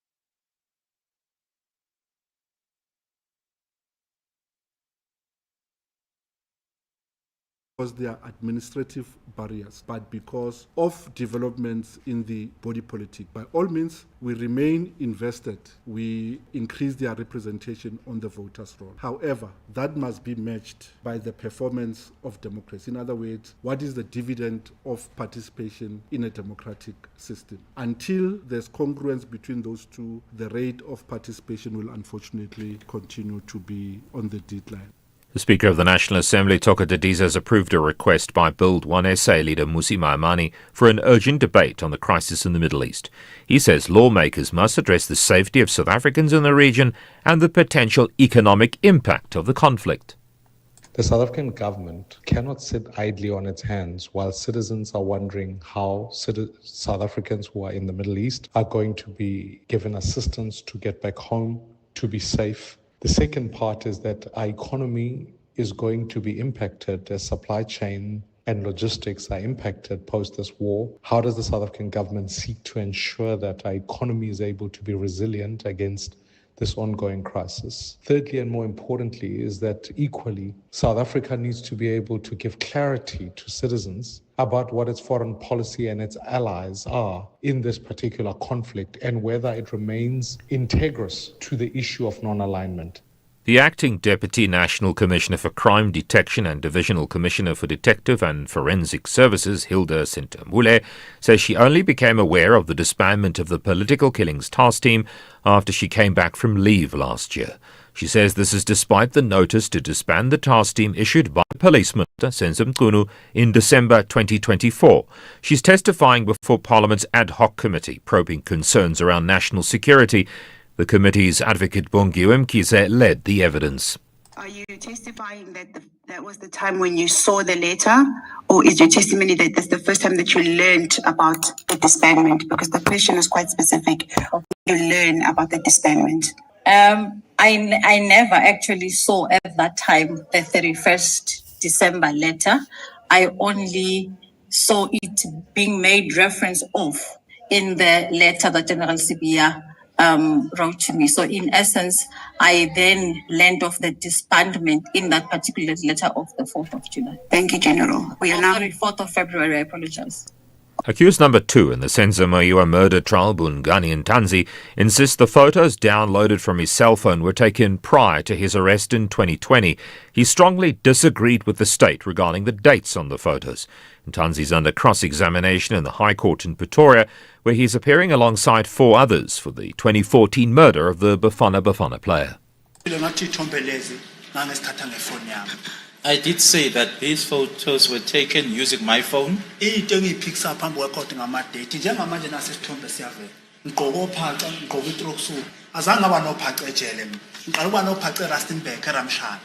What I'm disputing here, my lord, is the date as well as the time. Here is the photo. The photo is appearing here. I am wearing what would refer to as like slip-ons. But I've never had those kinds of shoes in prison. I started having them in Ramshana in prison, my lord. A new report from Yale University in the US says Sudan's paramilitary rapid support forces deliberately starved communities during the siege of Al-Fasher. The BBC's Richard Kagoe has more. The Yale Humanitarian Research Lab says forensic analysis shows widespread burning of villages around Al-Fasher. Analysis of remote sensing data detected active fires within 2 kilometers of affected communities. Researchers also tracked a sharp drop in food production as residents were killed or displaced and farmland left uncultivated. The report concludes that systematic attacks on food-producing villages were part of a deliberate strategy to induce famine. It echoes UN findings that the RSF targeted non-Arab groups, particularly the Zaghawa and the Fur, as the militia tightened its siege on Al-Fasher, culminating in alleged mass killings when it seized the army's last stronghold in North Darfur. The top story, the IEC says some failures of the democratic system are reasons why young people are not taking part in the electoral process.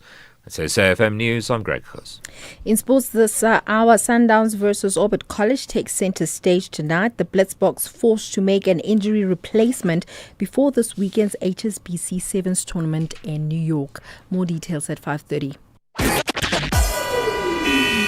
SAFM, guiding you through the rush hour traffic. Good afternoon. Starting off in Gauteng, the M1 northbound in Sandton is slow moving towards Marlborough Drive, and on the M1 northbound in Boysons, a crash at Crown Interchange. In KZN, the M4 southbound has a crash at the M7 highway, and on the M4 southbound, there's a fatal crash near Himalayas Road. In Cape Town, Main Road has heavy traffic through that central Rondebosch area, and Malibongo Drive eastbound in Dunoon is slow moving at the N7 highway. With your traffic update, I'm Irma G. Here, there, and everywhere. SAFM 107 FM in Kroonstad.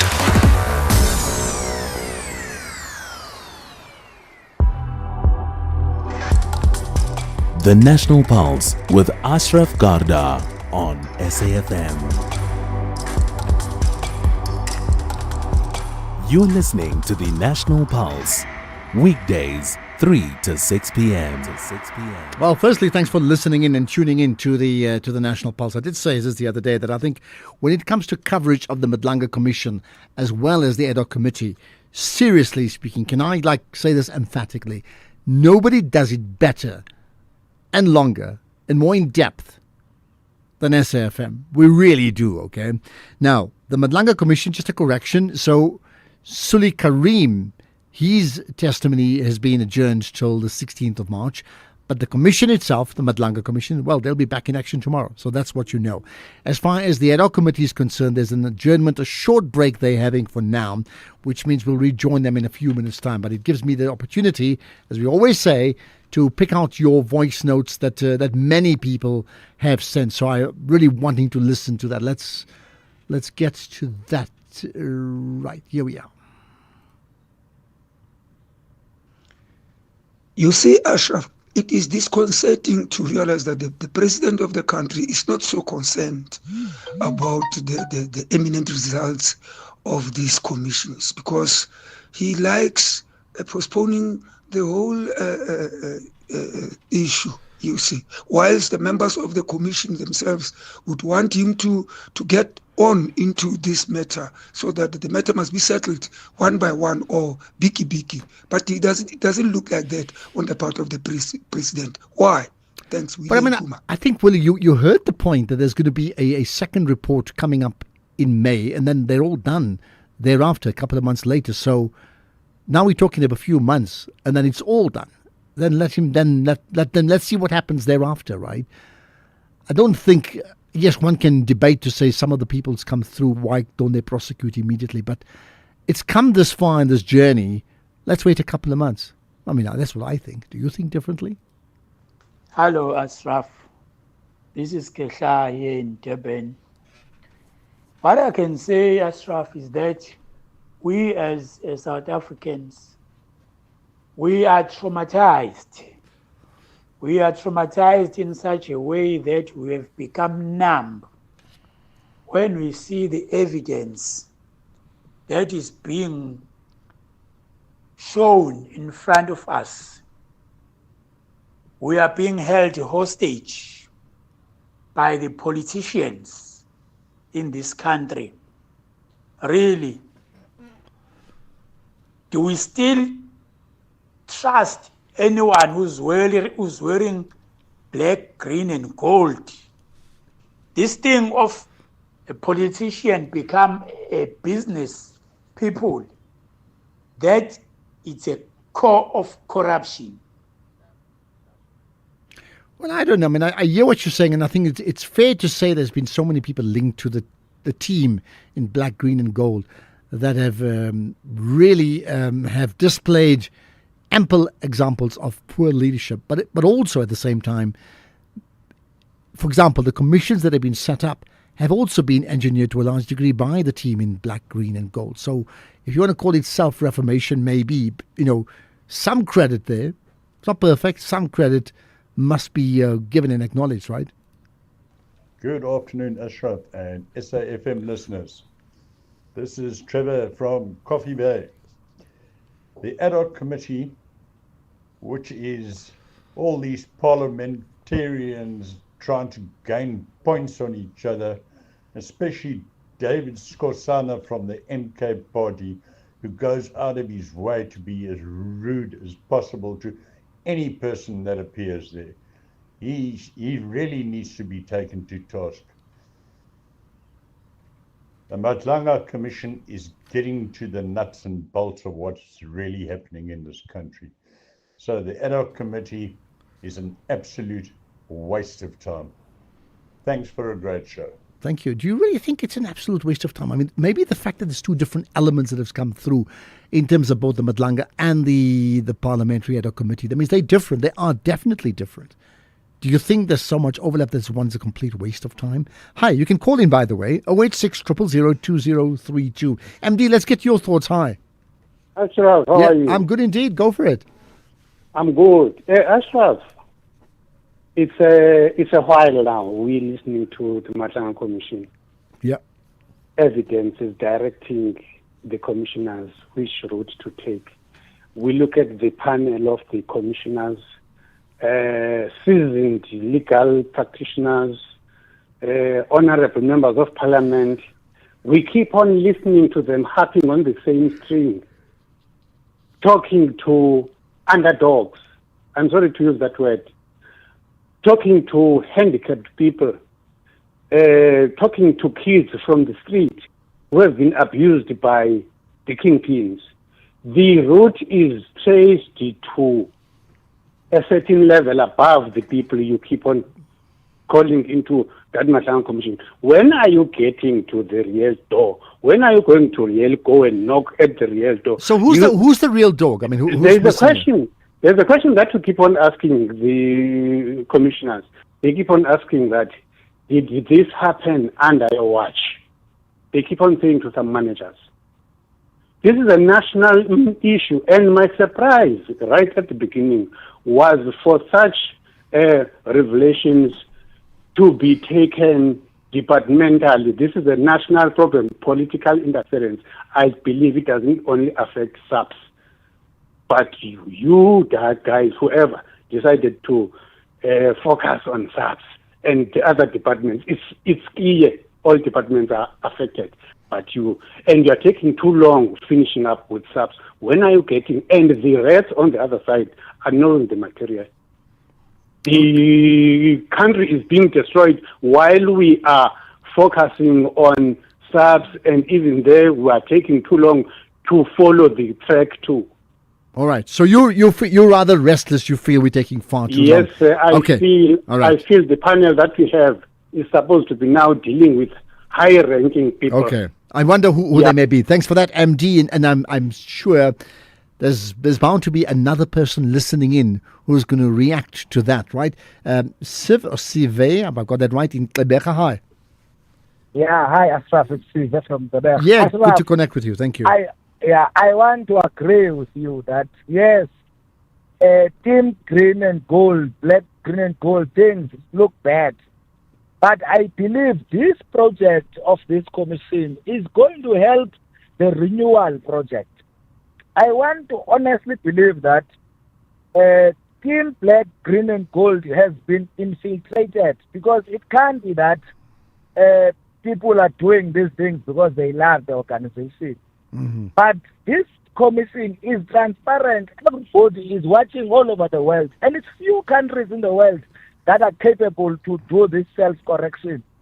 I mean, we watch in Africa a lot of things that are happening. We never hear about commissions of countries where presidents will set up commissions. I mean, in Zimbabwe. So you say we need to give Team Green, Black, Green and Gold some due for self-correction. We have to. Yeah. No, but we have to clap hands at some point. All right. Because there are people who are watching and saying, wow, we did not know this. It means that these people are not honestly people of the black, green and gold. Now they are being exposed. Black, green and gold will probably at some point surf all this negativity, and we're hoping that it will rise from these ashes. Okay. You know? Well, you've made your point. This is a public thing, yeah. Well, you've made it very emphatically. Thank you for that, Sive. Thanks for that in Rebecca. Right, more on the witnesses, right? And, when the witnesses come up, they and their teams, they become completely branded, right, nationally. And one of them, of course, is Suleiman Suli Karim, right? Good day from Ashraf. Errol here. This Karim witness is very fortunate that he's got a good defensive team backing him up. I mean, there's a lot of questions that he's not sure of. He says he doesn't know why a person did this, and he doesn't know why a person did that. I think he knows. He knows. And of course they're covering up for him. So you see his team doing a good job on his behalf, because ultimately that's who they represent. Interesting take on that, Errol. Thanks for that. Right, to the Victor we go. Victor in Durban, hi.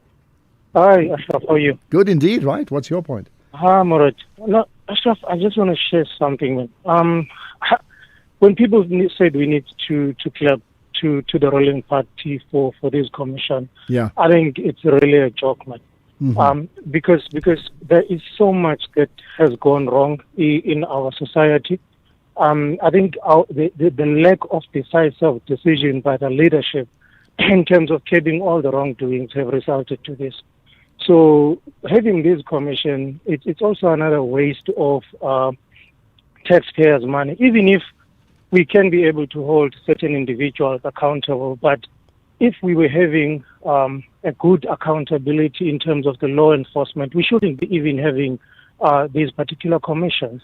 No, but I hear that. So I think, look, that we all agree. And I think there's no doubt there's so much that's gone wrong in terms of leadership and governance for over 30 years. We know that, right? The question is, I think that's what's come through. I'll give them some credit, that it's not very common, believe me, where a political party and its leadership and layers of leadership are involved in different degrees of poor leadership and corruption and a whole lot of other scams, and they then embark on self-reformation. It's not normal. That doesn't mean they're going to succeed. We don't know that either, right? Whether they succeed is how they get it right completely. But at this point in time, there is an attempt to try and correct, which is not very common, by the way. Yeah. So I'm also hoping, Ashraf, that out of all this, then there can be some positive outcomes, and then we can also see people facing consequences of their actions. Because, Ashraf, in any department that you go to, irrespective whether it's SAPS or wherever, there's always an element of the bribery that is required from the people. People where they're supposed to be getting paid for the job that they are doing on daily basis, but they will be now expecting individuals to go and cough up more money. Things that we hear these days, it's not that we are surprised of. It's something that we've known all over the years. Yeah. There's an expectation you have to pay someone to get something right. Yeah, no, thanks, okay, Ashraf, but I hope things will come a little better after this. Thank you so much. Well, I'll tell you what, the end goal, can you just imagine, and I don't think it happened with the Zondo Commission, although there were some massive changes that took place there in terms of identifying the problems, but practically did things change? It's a fair comment to ask, what would South Africa look like at the end of the Madlanga Commission and the Ad Hoc Committee? And how do we see it? What do we want to see in that South Africa. It's an important one, and it's something that we should just put some attention to, right? Think about it. Good afternoon, Ashraf. Heads will be rolling, I'm telling you. Yeah. So Karim's legal team today, they were trying to push the commission out of their way so that they can get their way into protecting him and preventing questions and stuff. All of these things, all of these shenanigans. They went as far as being arrogant to the point where Madlanga had to reprimand them and they had to fight with the commissioner. Hell broke loose. The man is going to jail. Yeah, but I don't think a prosecutor will link that one to the other. There's a fair comment that the legal team has certainly put a whole lot of spokes into the thing. But on the other hand, as Madlanga made the point, he has not prejudged anything and he can't, and that would be like insulting to him. So don't think they do that. They take every moment on its merits. Right, more to come here on the National Pulse. What's Duff? Why is there a horse in your driveway? You right, Savvy. Why drive a Mustang when you can ride one? What the missus say? Well, she had a bit of a long face, but now she's stable. If you need a backup plan, We Buy Cars can sort you out. Nah, Savvy, this thing is eco-chic. Stop horsing around, cowboy. Rather get one of these from We Buy Cars. What's the horsepower on that thing? More than one, Duff. More than one. Don't be Duff, be savvy. We Buy Cars, geared for adventure, geared for you. Oh, I'm so tired. There's nothing on the TV. Mkhwanazi, girls, let's take a break. We are going to A1 Day. Take a break with us. Get your One Day Cup Domestic Cricket 50 over game ticket at www.cricket.co.za. Wozana Will. It's family time. In 2025, Liberty paid out 48 million rand in education cover claims to 755 families, meaning... So many kids still went to school? Correct. Even when the dog ate their homework? Yep. What if it rained so hard that even fish needed raincoats? School's still on. But why? Because there's no negotiation when it comes to protecting your child's tomorrow, even if you become disabled or pass away. Get education cover today. Liberty, in it with you. Liberty Group Limited, a licensed life insurer and authorized FSP and part of the Standard Bank Group. T's and C's, risks and limitations apply. SAFM 104 to 107 nationwide. You're listening to the National Pulse on SAFM. SAFM. Right, we'll rejoin the EDO committee as soon as they come back. I can assure you of that, right? By the way, let me just get this right about Suleiman Karim. So his testimony has been adjourned to the 16th of April, not 16th of March, 16th of April, so another month from now, okay? But the ad hoc committee, the Madlanga Commission itself, well, they continue their work tomorrow and every other day as they would do, but he's got like a full month break coming out of that, so you know that. In the meantime, let me get to more of your many comments, and we'll get to calls too. Here's another. Good afternoon, Ashraf. It is scary how these mafiosos talk about 50 million and 55 million and so on and so forth. And this Karim character, you want to tell me he's got so much money that he will not miss 2.12 million? No, he's just a fraudster. Daniel Middleburg. All right, Daniel, critical. How do you miss 2.1 million? Well, it's a good point, isn't it? Shata in Cape Town. You're live. Hi. Shata, hi. Good afternoon. How's it, man? Talk about Safa, yeah. And Gayton. Gayton McKenzie, you know, Ashraf, the scenes in Bloemfontein over the weekend were very disappointing. Molefi, Oliphant and Stix Morawa should be turning in his grave wherever he is with the organization that he built so hard for somebody like Dennis Jordan just to come and destroy. And having a support of Gayton McKenzie. I mean, the statements that Gayton McKenzie made that he himself, he went into the politics because he did not like what was happening in the politics. Yes, I agree with that.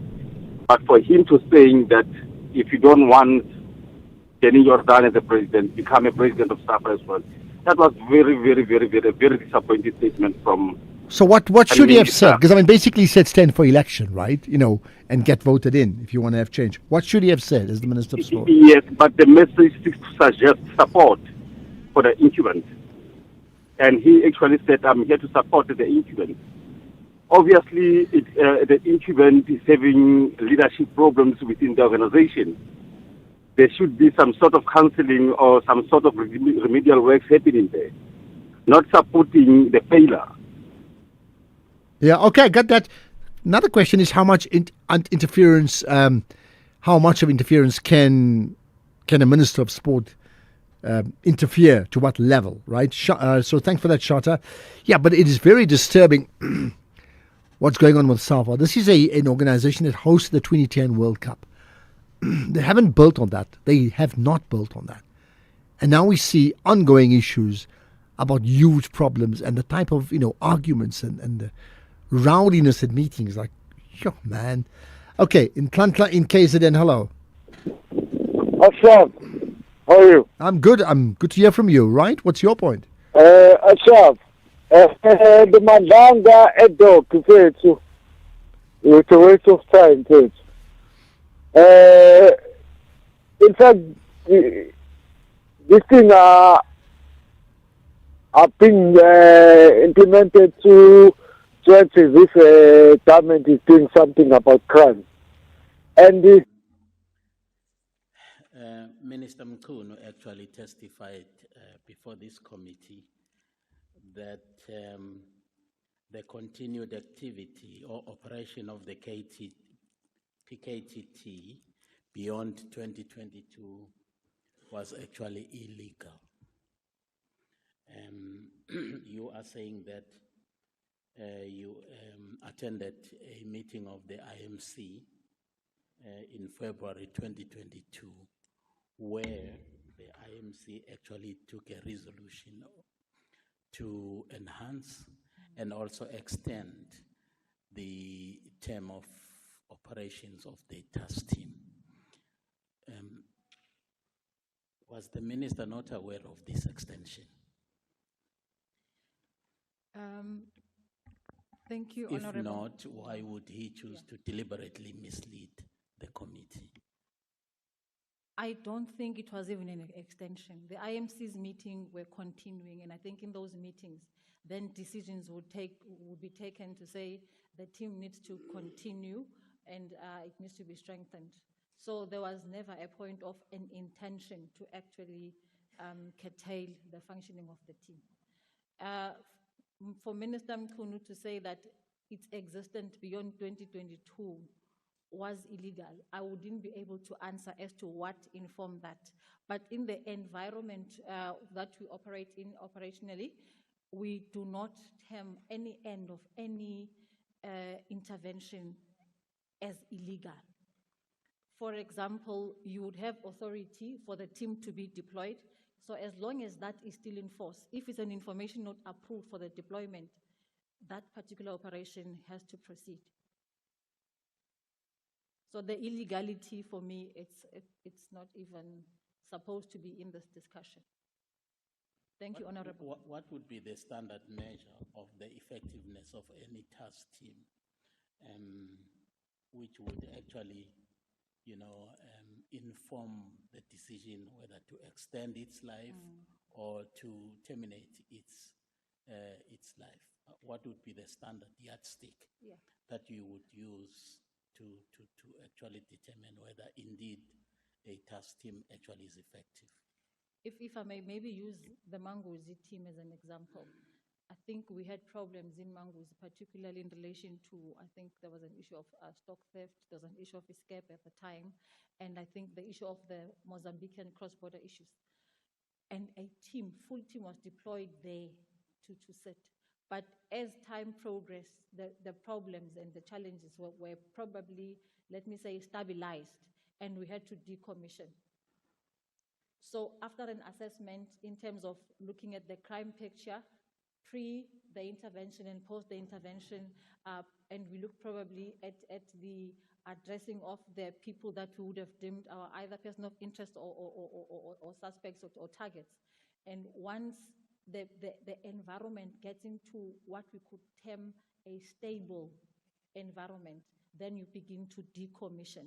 And decommissioning, you also inform. For example, I was informed as the head of detectives to say, this is the instruction based on the assessment, then we are decommissioning. And we as the detectives, because we still had dockets, we then had to ask for an extension, particularly for investigators. So that's basically the standard that we use. In the Western Cape, we've had lockdown, now we are on lockdown 3, because the problem persists. So you strengthen the team based on the assessment that actually we are generating more crime in the environments of the gangs than actually neutralizing. So what do? You then force multiply and bring in more capacity to stabilize. Thank you. Now, who generates that kind of a report? How does it actually land on the desk of the minister? Within the police, we have got what we call the National Operational Coordination Center, and that is the central hub or the fusion center for all our operations. There are people who are receiving reports from all the ends, particularly on these projects, and as they receive, and then an assessment is compiled that shows the picture of what we are dealing with, and based on that, and then a determination is made to either decommission or strengthen the teams. Would that process have been followed in relation to the PKTT report upon which the minister actually based his decision to disband the PKTT? The NOCC, General Khumalo, before he became the project manager for the PKTT, he was actually the national head of operations, intervention operations at the NOCC. That's why he then got involved with the project. And that structure then appoints a project leader. It is driven from there. The PKTT was no different. That's why even the budget had to go through the NOCC for approval. At the meeting of the 6th of March, which you attended with the minister, General Spear was actually very unhappy with the presentation that was made there. And his sentiments were actually shared by the minister and the chief of staff. Is it normal operations procedure in the SAPS, given the fact that you actually have been there, even before the tenure of Minister Mkhwanazi, to have a chief of staff actively participating in operational matters of the South African Police Service? Point of actually expressing his position on matters that are being discussed. If the committee can permit me to use the military terms of the chief of staff, and that would be your staff officer. Normally, your staff officer, like I have behind me, wouldn't participate in management meetings unless maybe for a point of clarity for record keeping.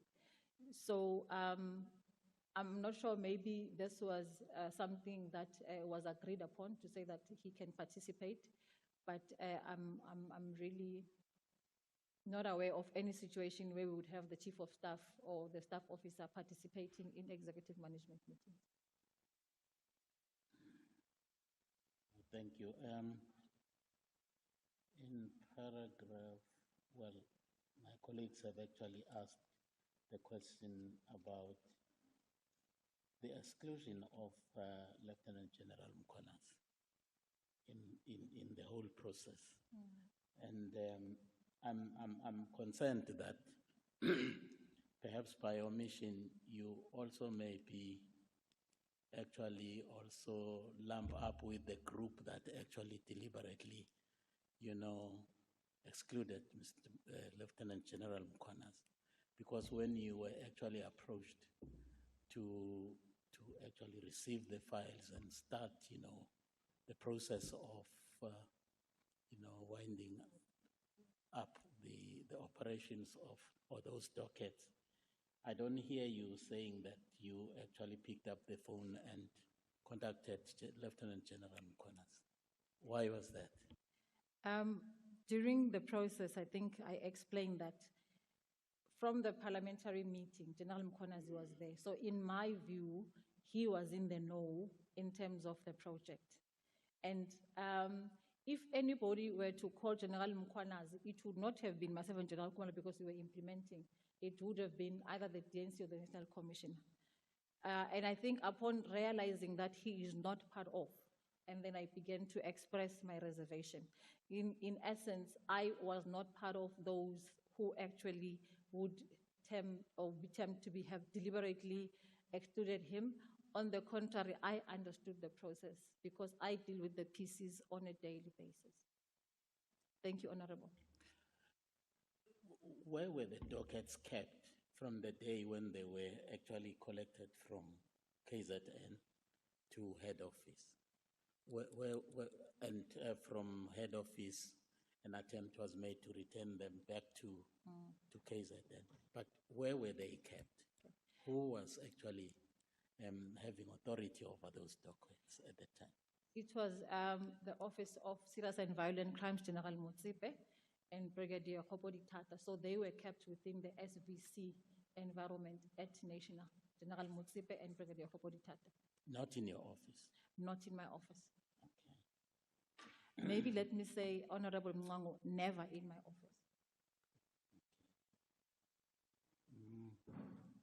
Do you still stand by your view in relation to the disbandment of PKTT as expressed in paragraph 73, if I'm not mistaken?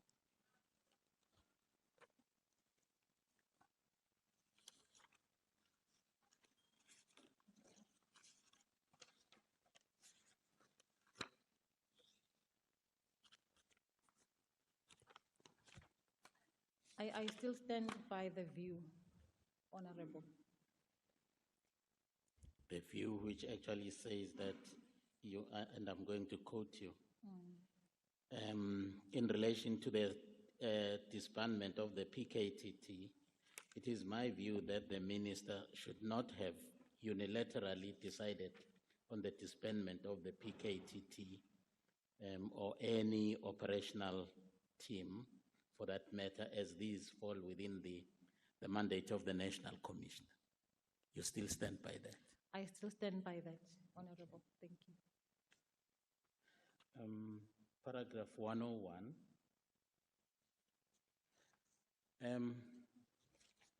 You attended this function where Mr. Matlala was there, whatever happened there, but you actually got a sponsorship from Medicare 24, and this was in around October, November, and I want to believe that by that time already, Matlala must have been already on the radar of the South African police investigation mechanism. Why did it elude you that this man is actually already on our radar because of some alleged criminal activities, to a point where you would still be to go to him and actually ask for sponsorship? Before even engaging on this particular request for sponsorship, there was no profiling done from my office.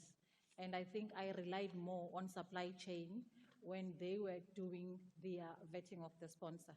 But I must say that post the events with Gauteng General Mbuso Khumalo, DPC, we then drew that profile. I think I did say to Honorable Malema that at the time when you are doing these things, and Honorable Malema is that we should think better, that was not something that crossed my mind at that time. Chair, thank you. Thank you, Honorable. Thank you, General.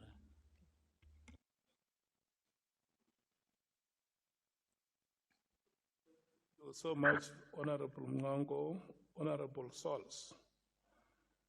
20 minutes to 6, and at 18 hours, your time ends.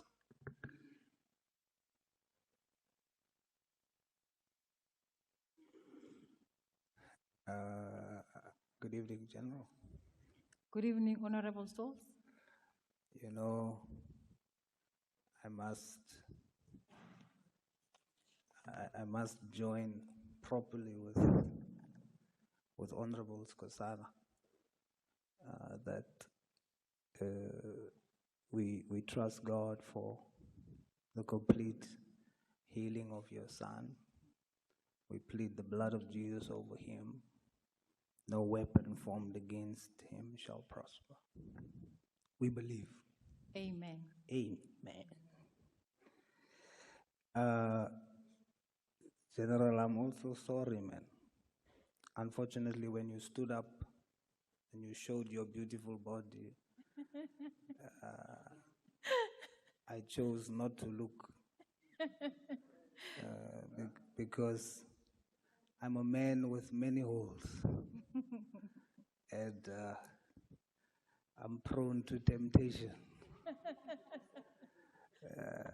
And what makes it worse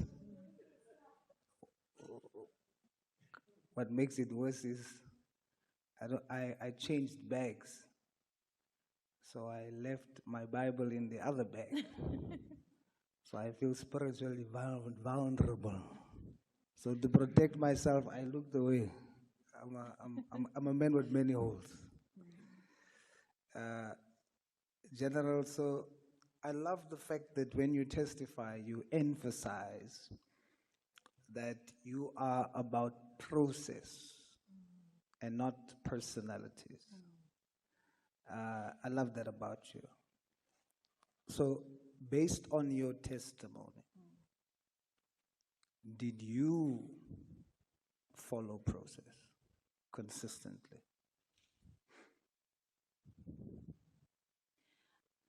In my knowledge, I followed process. I accept your testimony that the minister did not follow process about how he went about the disbandment of the PKTT. Now you state in paragraph 73 that the minister should not have unilaterally decided to disband the PKTT.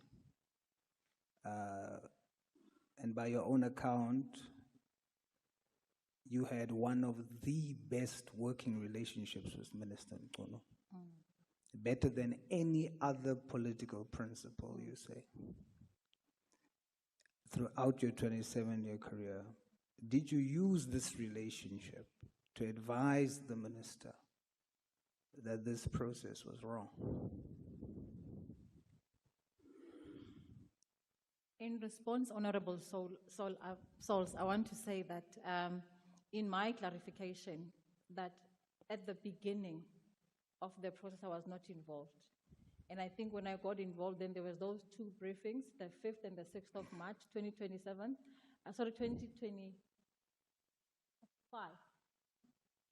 Yeah, 2025. Sorry, I'm getting the dates wrong now. And General Mkhwanazi was in one of those meetings. So in my understanding, process is followed because General Mkhwanazi is in the know, until I realized later that actually he wasn't. But I think at that time, it was too far in the process to even engage. Minister Mkhunu never engaged with me on the PKTT matters except for the other projects. So in that regard as well, I don't think we ever discussed it. Even if post General Mkhwanazi's discussion with me, I were to advise him to say, but the manner in which it happened actually has caused the organization problems. It would have been after the fact. Okay. Tell me, how do you feel about the fact that you, such a high-ranking officer with so much skill, and how do you feel about the fact that a person who the most training he got in intelligence was an after-school youth empowerment program. And the biggest experience he has is as a tavern owner, Mr. Brown Mkhwanazi. How do you feel about the fact that he knew before you?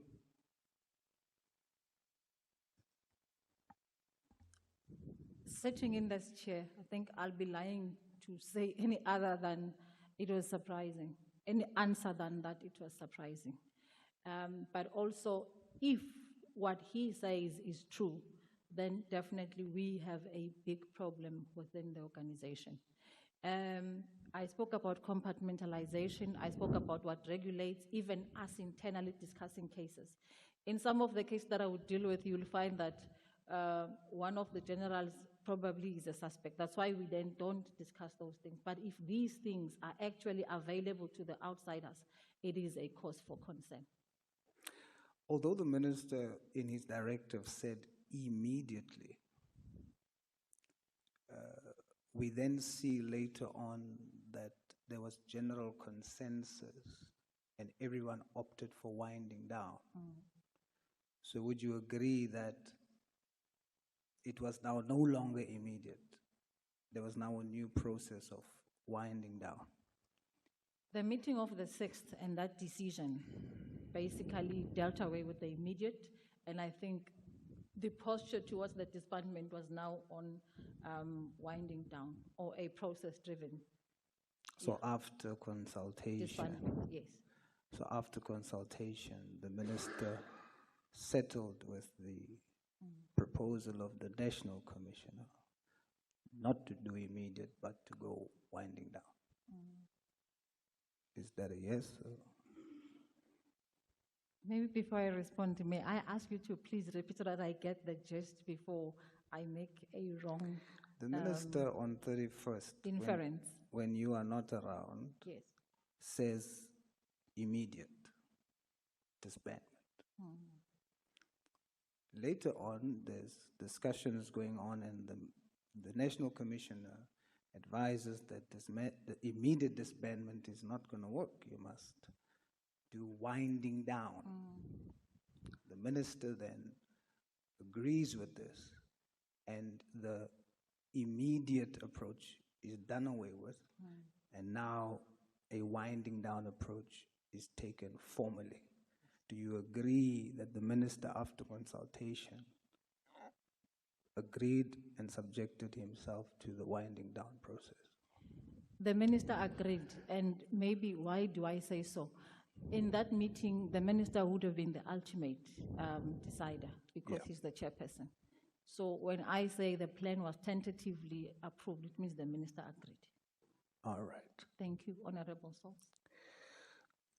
You say that the vision of the minister that you celebrate him for was to capacitate detectives. Just take us through paragraph 71. You just briefly let us know why are you saying you celebrate him for his vision? Why? When the minister came into the police, I think the first thing he asked was for us to come up with a plan on, actually the issue was more on the docket load on the system, but also cases which were older, which would deem backlog. And I think his request was, what can we do to deal with the backlog? And we had to define the old cases, as we would call them, in terms of what we would need to do to reduce the workload. And we came to the conclusion that these would be cases that are older than 2 years, but I think we are focusing more on contact crimes like murder and rape. And we then had a plan that we would then, I think we then did a scientific study where those dockets were counted to say, this is the number of dockets, how many people would we then need? And we costed that. And the minister said he will even approach Treasury if there's no funding. Lo and behold, General Dimpane did provide funding. That's why then we were able to recruit those detectives. But also further, in adding to the minister's initiative, the National Commissioner also added in terms of the number of detectives. I think we were given 4,000 detectives from the colleges, and we were given 600 personnel for local criminal record center. So you're celebrating for his vision to capacitate detectives, bring more detectives, so that there is better service on local police station level. Is that my understanding? Is my understanding correct? I am not sure if celebrate would be the right word. I think for me it was to appreciate. All right. Yes. But is that what you're appreciating for? Not only that, like I said, there was another project of the Baxter subs, which he personally drove. And even now with Mr. Kachalia, he's also driving. We had a meeting recently with the CEOs of your telecoms as well as of the banks, and also the expansion of the forensic science laboratory. Yeah. Yes. So based on that vision that you appreciate him for, and which he introduced, in line with this disbandment of the PKTT, to say that this expertise must not sit in one temporary task team. We must empower local stations. Do you think that that was his reasoning, to capacitate nationally rather than concentrate it in one place? I don't agree. Yeah, please. I mean, I'm trying to find out from you. I'm Yeah. not putting it to you. If my memory serves me correct, General Musikidi and I at some point came up with a concept called GIST. It's the Joint Investigation Support Team, which was something similar to PKTT, where we were saying, it is more effective to have a team of multidimensional competencies under one roof when you investigate a case. I want to use one case that we dealt with, I think, in Gauteng South, where the child was found dead, and we had to use all the under one roof to be able to then plot the suspect on the day. It's nothing unusual. It is to enhance your investigation. At the station level, you wouldn't have that. But at national, we can garner resources and support the investigation team. So I would say the idea was not to empower the stations, but maybe rather to just deal with the task team. Okay. You would know better. So we know that the reality is that it wasn't disbanded immediately. You all then embarked together. Now it's operational. Now you get directives from the National Commissioner.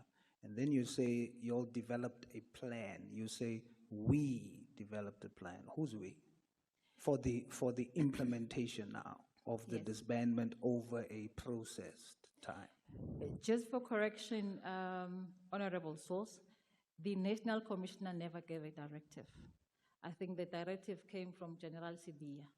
And based on that, then we in this context, it's myself and General Khumalo. When did General Sibiya give the directive for? Are you saying he gave you a directive to develop a plan? No, for the handing over. Nobody gave a directive. But the handing over was part of the plan that you and General Khumalo developed. There's an instruction to disband or disestablish or decommission. Yes. The next step is to talk about the how, the modality of how it can be done. Yes. That is now when the plan is developed. Yeah, who then gives the how? Because now the minister says immediate, there's consultation, they agree, winding down. Now the winding down process is not the minister's process. It is the National Commissioner's process that the minister now agrees with. Minister steps back, National Commissioner comes forward, he says, here's the how of winding down. Correct? Yes. So now he directs. And then he sends a report on the 22nd of January, as you state here, to General Khumalo, outlining And then you now have to develop a plan on how this process, phase by phase, is going to play itself out, correct? That's what I'm talking about. You and General Khumalo then does this plan. What do you call the plan? What's the name of the plan? The disbandment implementation plan. You see? Mm. It's the how. Yes. And who named it that? It was us who are the operative tasked with the process. Why did you name it that? Because now you have the how written down, developed by yourselves. And that how written down included a phase, which is the handing over phase of dockets in a report and a plan that you drafted, correct? You are correct.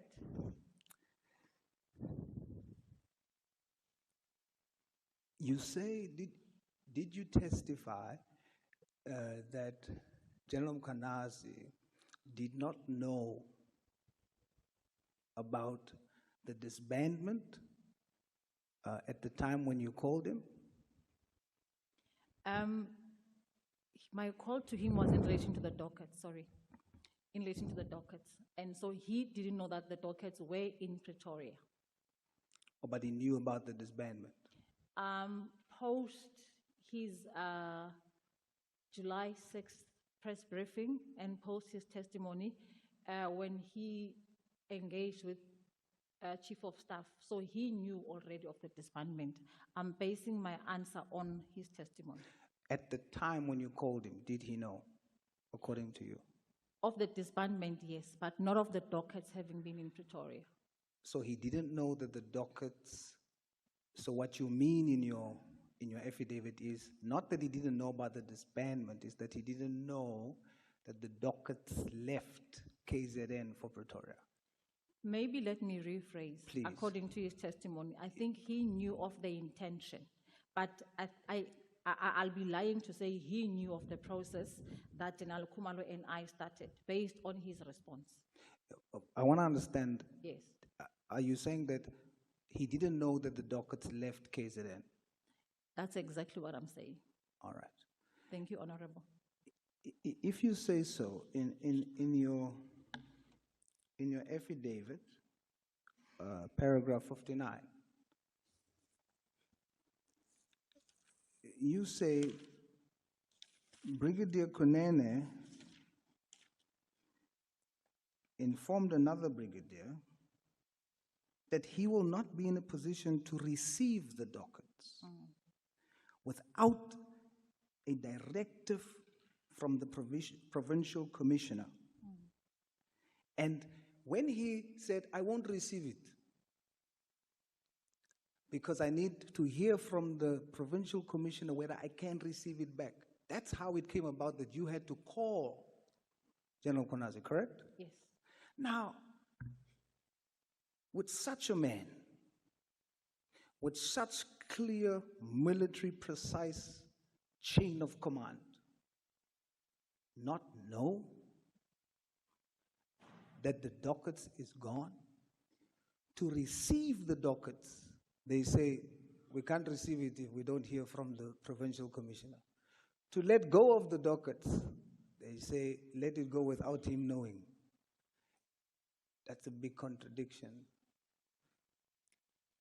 I would like to take you back to General Mkhwanazi's testimony in this particular committee, where he said when he learned that the dockets left the province, he was very angry with General Khumalo. I understand that. Yes. But somebody at KZN gave it. Or did National just go in there and take it? The dockets were with the team. Which team? So the PKTT. In KZN? Yes. So someone in the PKTT team gave the dockets? Yes. I'm asking, they were willing to give it without letting the provincial commissioner know. They were not willing to receive it without him knowing. Brigadier Gunan is not part of the PKTT. So General Khumalo was the project manager. Now this is the issue of... oh, I see what you're saying. So yeah. General... So Brigadier Gunene indeed could not have known Yes. Yes. So General Khumalo went to take the docket. Yes. And no one questioned because it was him that took it. I suppose, yes. So General Mkhwanazi was angry with General Khumalo. Because he didn't know that the dockets were taken. So General Khumalo doesn't tell the provincial commissioner he's taking the dockets.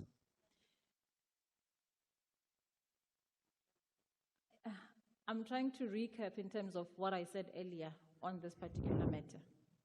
And I said that General Khumalo and myself did not have the responsibility of talking to Mkhwanazi. Sorry. Chair, are we not getting 30 minutes? What is the problem? He is tired. How do you agree without me on 20?